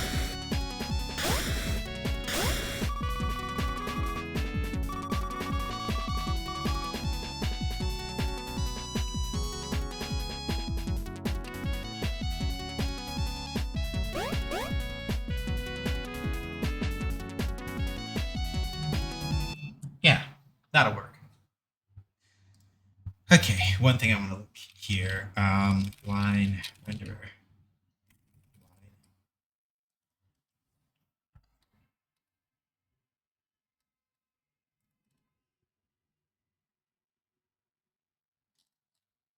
Curious about one thing.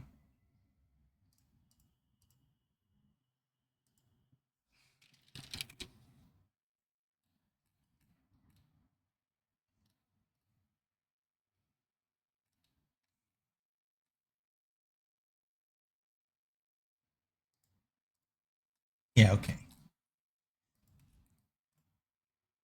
I have one thing. I have like one last thing I want to try to like knock out before stream is over, and it's just something nice for. Let's see here, because that's 2D. Go line. Go.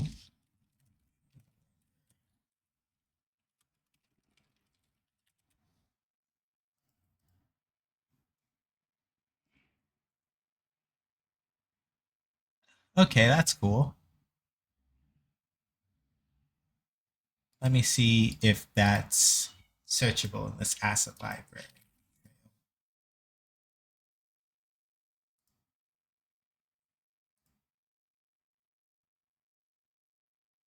Okay. So I could. That's good actually. Trade. Um. Oh. Okay.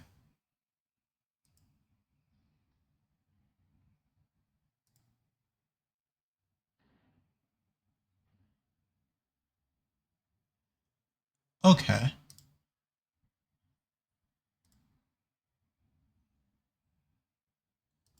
Okay. I like these. These are good. I have options.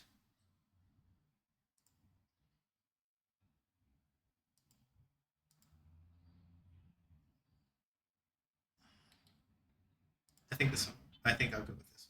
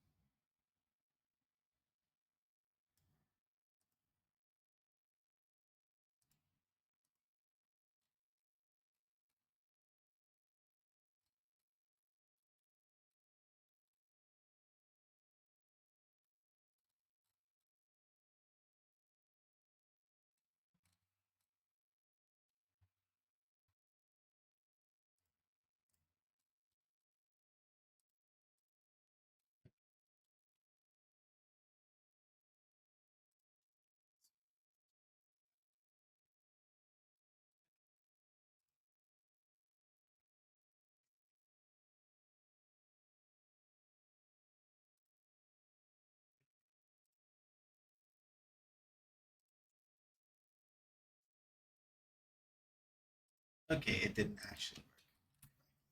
That is a little sad.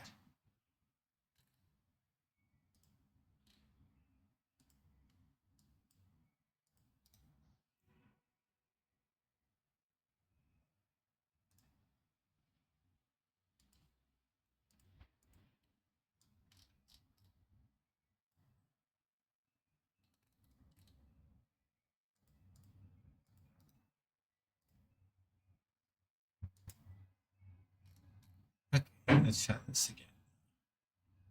Project settings.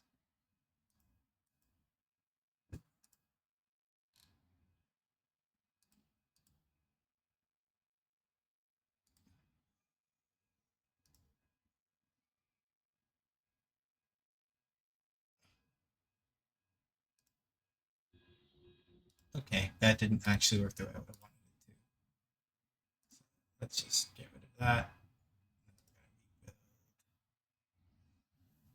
Okay.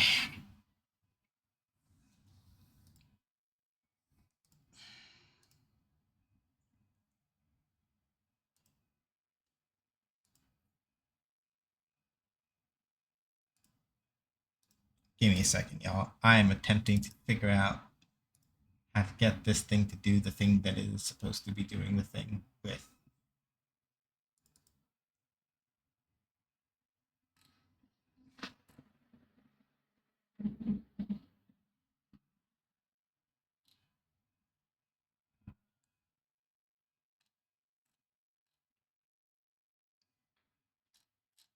Okay.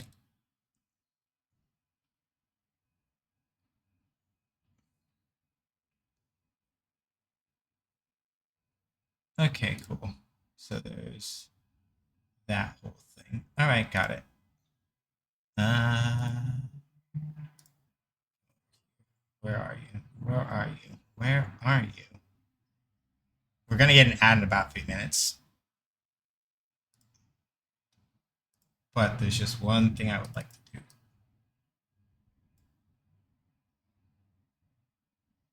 Okay. Project settings.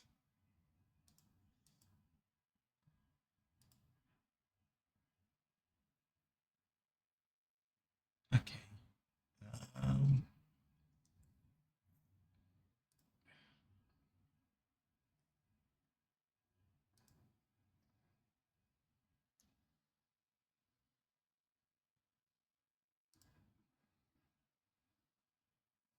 okay.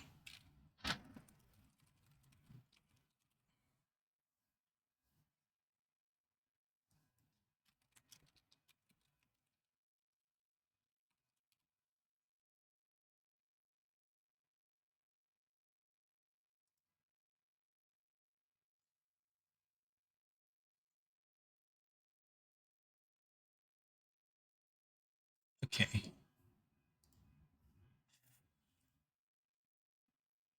Fine. We'll see.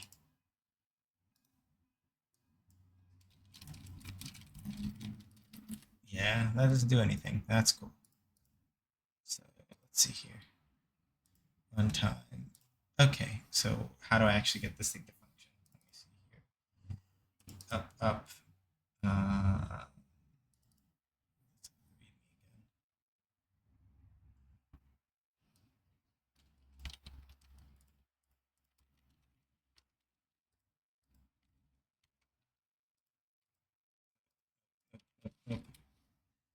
okay, cool.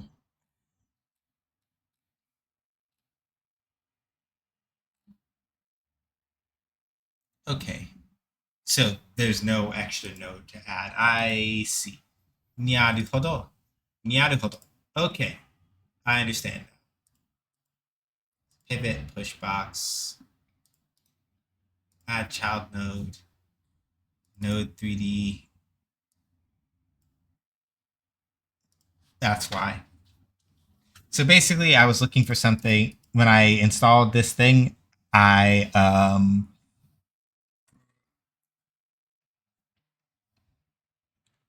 I didn't realize. So we're gonna just say shell render node. I didn't realize that it was just the script. So I was just like, oh, okay. There's the ad.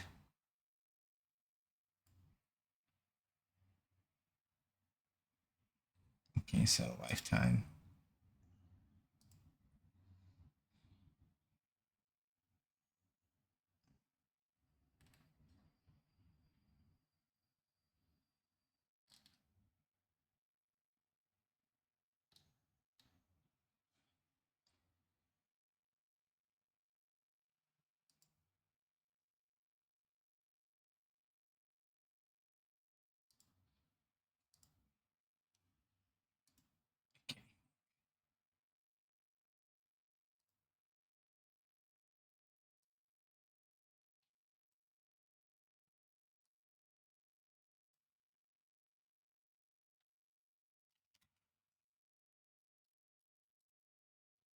Okay. And then there's no materials actually, but I will have to.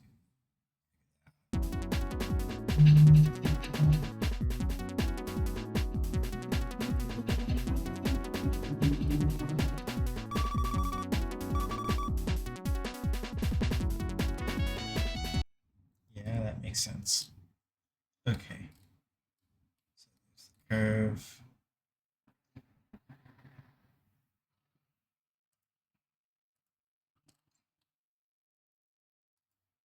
So let's hit that. Okay, appearance. Material. Uh,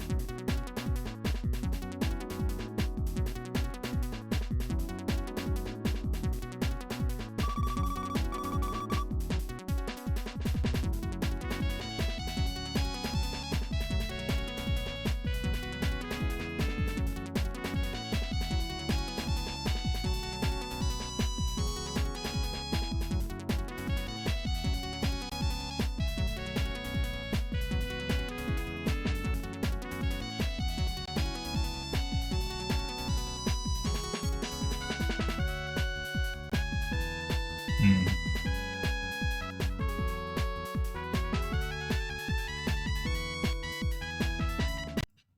All right, this one will take a little more fiddling with, I think, in order to actually get it. Because the script itself looks like it works fine.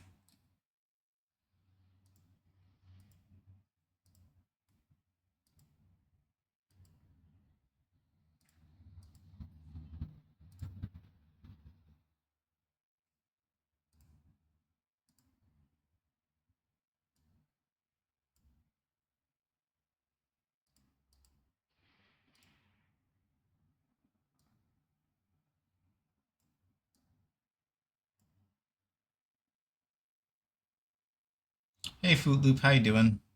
Good to see you.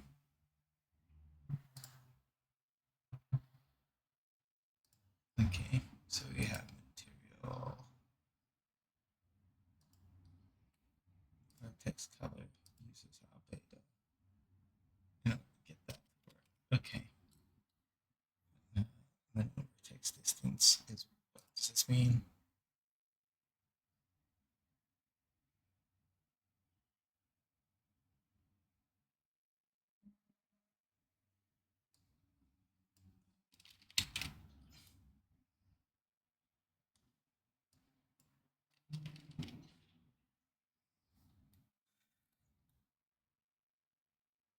We are almost done. We are almost done for the day. I'm just trying to figure out a particular.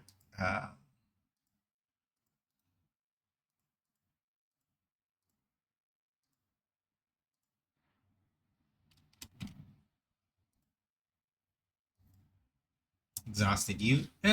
Not too bad. Keeping on. Just trying to knock out this last thing before we call shooting for the night. Because I wound up fixing an issue that I was having the camera in this game very quickly, which left me surprisingly more time to do other things.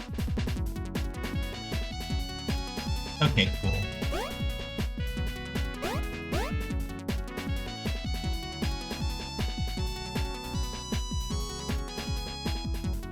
Okay, good. That's much better.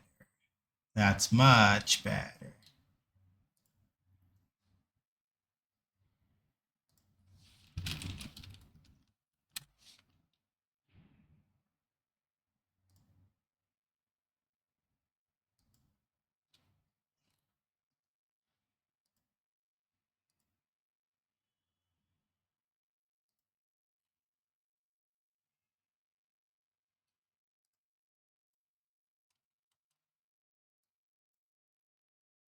Oh no, she's gonna fall. That...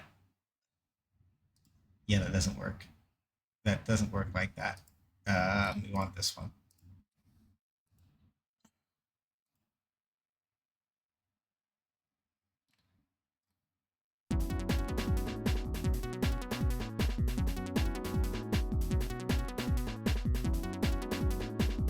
The color is still wrong, but that's...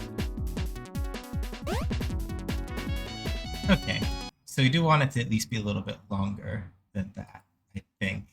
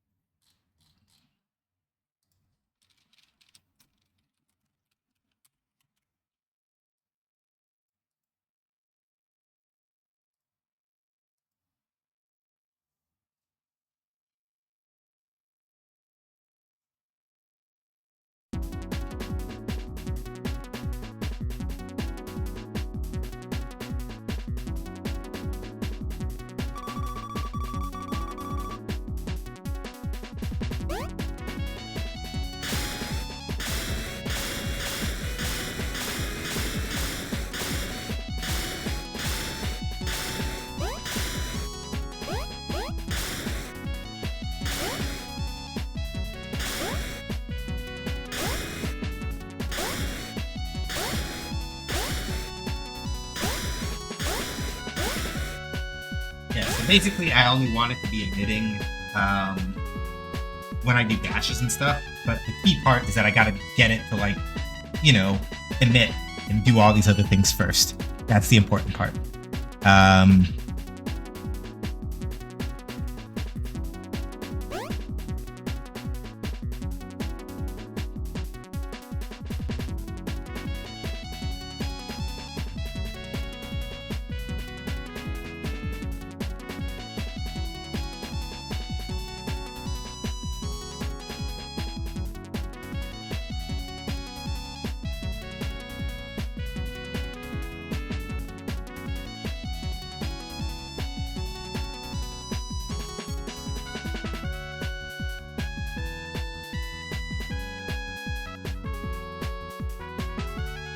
The only part that I want to figure out is how to make this it wider.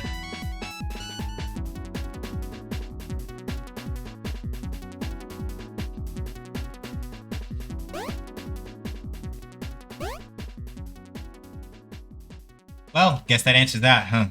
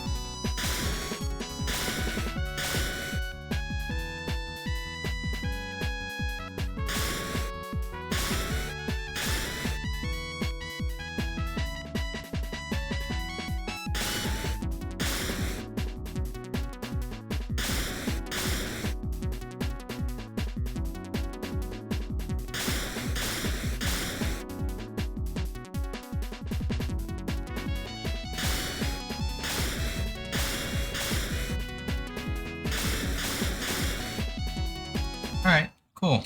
I'll take that. That works for me.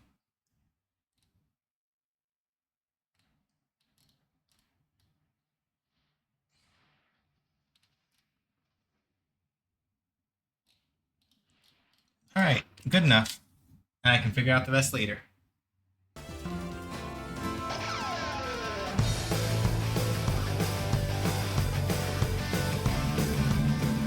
Thank y'all so much for the follow. I deeply appreciate it. Again, I keep my followers anonymous so people can lurk if they feel the need to without having to say anything. Completely understandable. So, we're done for the night. I'm gonna go find somebody to hang out with. Thank y'all for coming by. I stream again on Friday, 6 p.m. Eastern Time. That's the plan. Yeah, Friday, 6 p.m. Eastern Time is the next time I stream. That's the plan. It'll be a fighting game. Maybe not Guilty Gear. I'm tempted to do some labbing in a game that I like very much, but that I know basically has nothing going on for online. Just for a little bit, just to kind of like shake the pace a little bit. It's a game that I was reminded of very recently that I love very much. That unfortunately the online scene is not like totally dead, but it's a thing where you have to like actively ask for matches and hope that y'all's connection isn't too bad because it doesn't have rollback.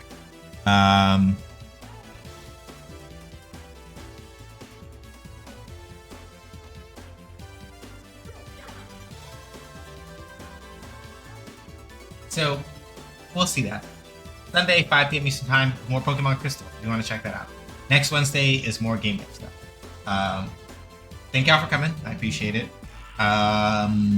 Things to note. I have game analysis design articles over on my NeoCities blog. I haven't written anything in a little while because I've been busy doing game dev stuff. But at some point, something will go up there. Stream files are up at YouTube. Ko-Fi, if you want to support me in the stream and don't want to give money to Amazon or Jeff Bezos, Ko-Fi is the way. I keep more of that money and it comes to me faster than waiting for Twitch payouts. My phone has anonymous gift giving capabilities if you want to get stuff for stream or for just my apartment more generally. And then my card has all my other social media links on it. I'm mostly active on Blue Sky these days. Aside from that, I am a founding member of Munity, which is a small indie game studio co-op. We are democratically run and organized, which means that all the members have equal say in how things run and how things go. My Patreon has both a free and a paid tier if you want to join that. And we have a demo of our first game, Shoot Lancer. You can play it over on our itch page. Last but not least, if you don't mind making a Guilded account and then never using it for anything ever, aside from this thing, you can... I mean a Roblox account, sorry. If you don't mind making a Roblox account and then never using it for anything except for this one thing, you can join us on Guilded. Discord, for various reasons, just kind of didn't work as a fit for our community, so we have a Guilded instead. That's the application link there. You can click it and join up with us there. We watch anime, we talk about other stuff that I don't usually talk about on stream, and kind of go from there. But alright, let's see who we can go hang out with.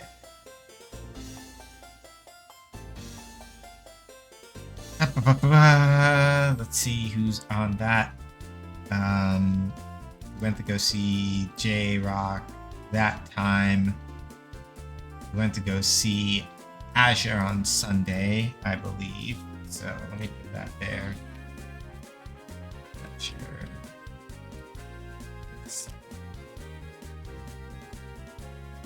That day. Okay. 5 off. Alright, let's see.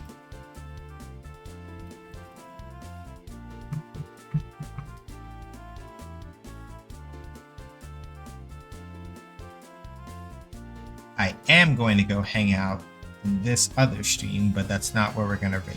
It's not where we're going to raid.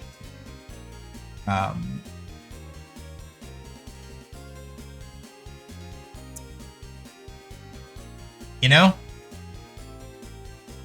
people have said that they wanted a break from like Baldur's Gate stuff, and I don't think we've been able to drop by this other person's stream in a hot minute.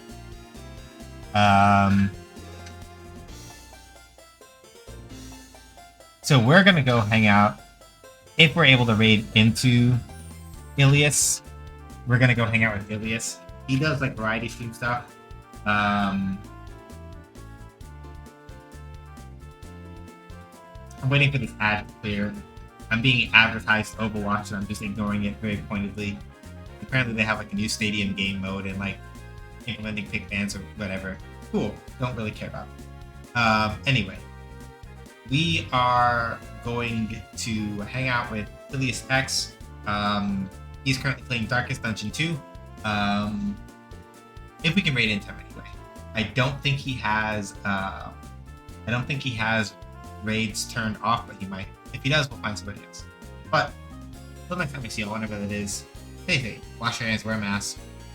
If you go outside, be excellent to each other, but not to bigots, racist, terrorists, sexist, anti-queer folks, or fascists. Black Lives Matter, trans rights, human rights, reproductive rights, human rights. Palestine, the Sudan, the Congo, New Congo, we must all be. None of us agree to all. Look out for each other. Look out for people around you. Even if you can't do anything big, it's enough to take care of the people that are in your orbit as best as you can. Thanks, y'all. Appreciate it. I'll catch you when I catch you. Till next time. Bye.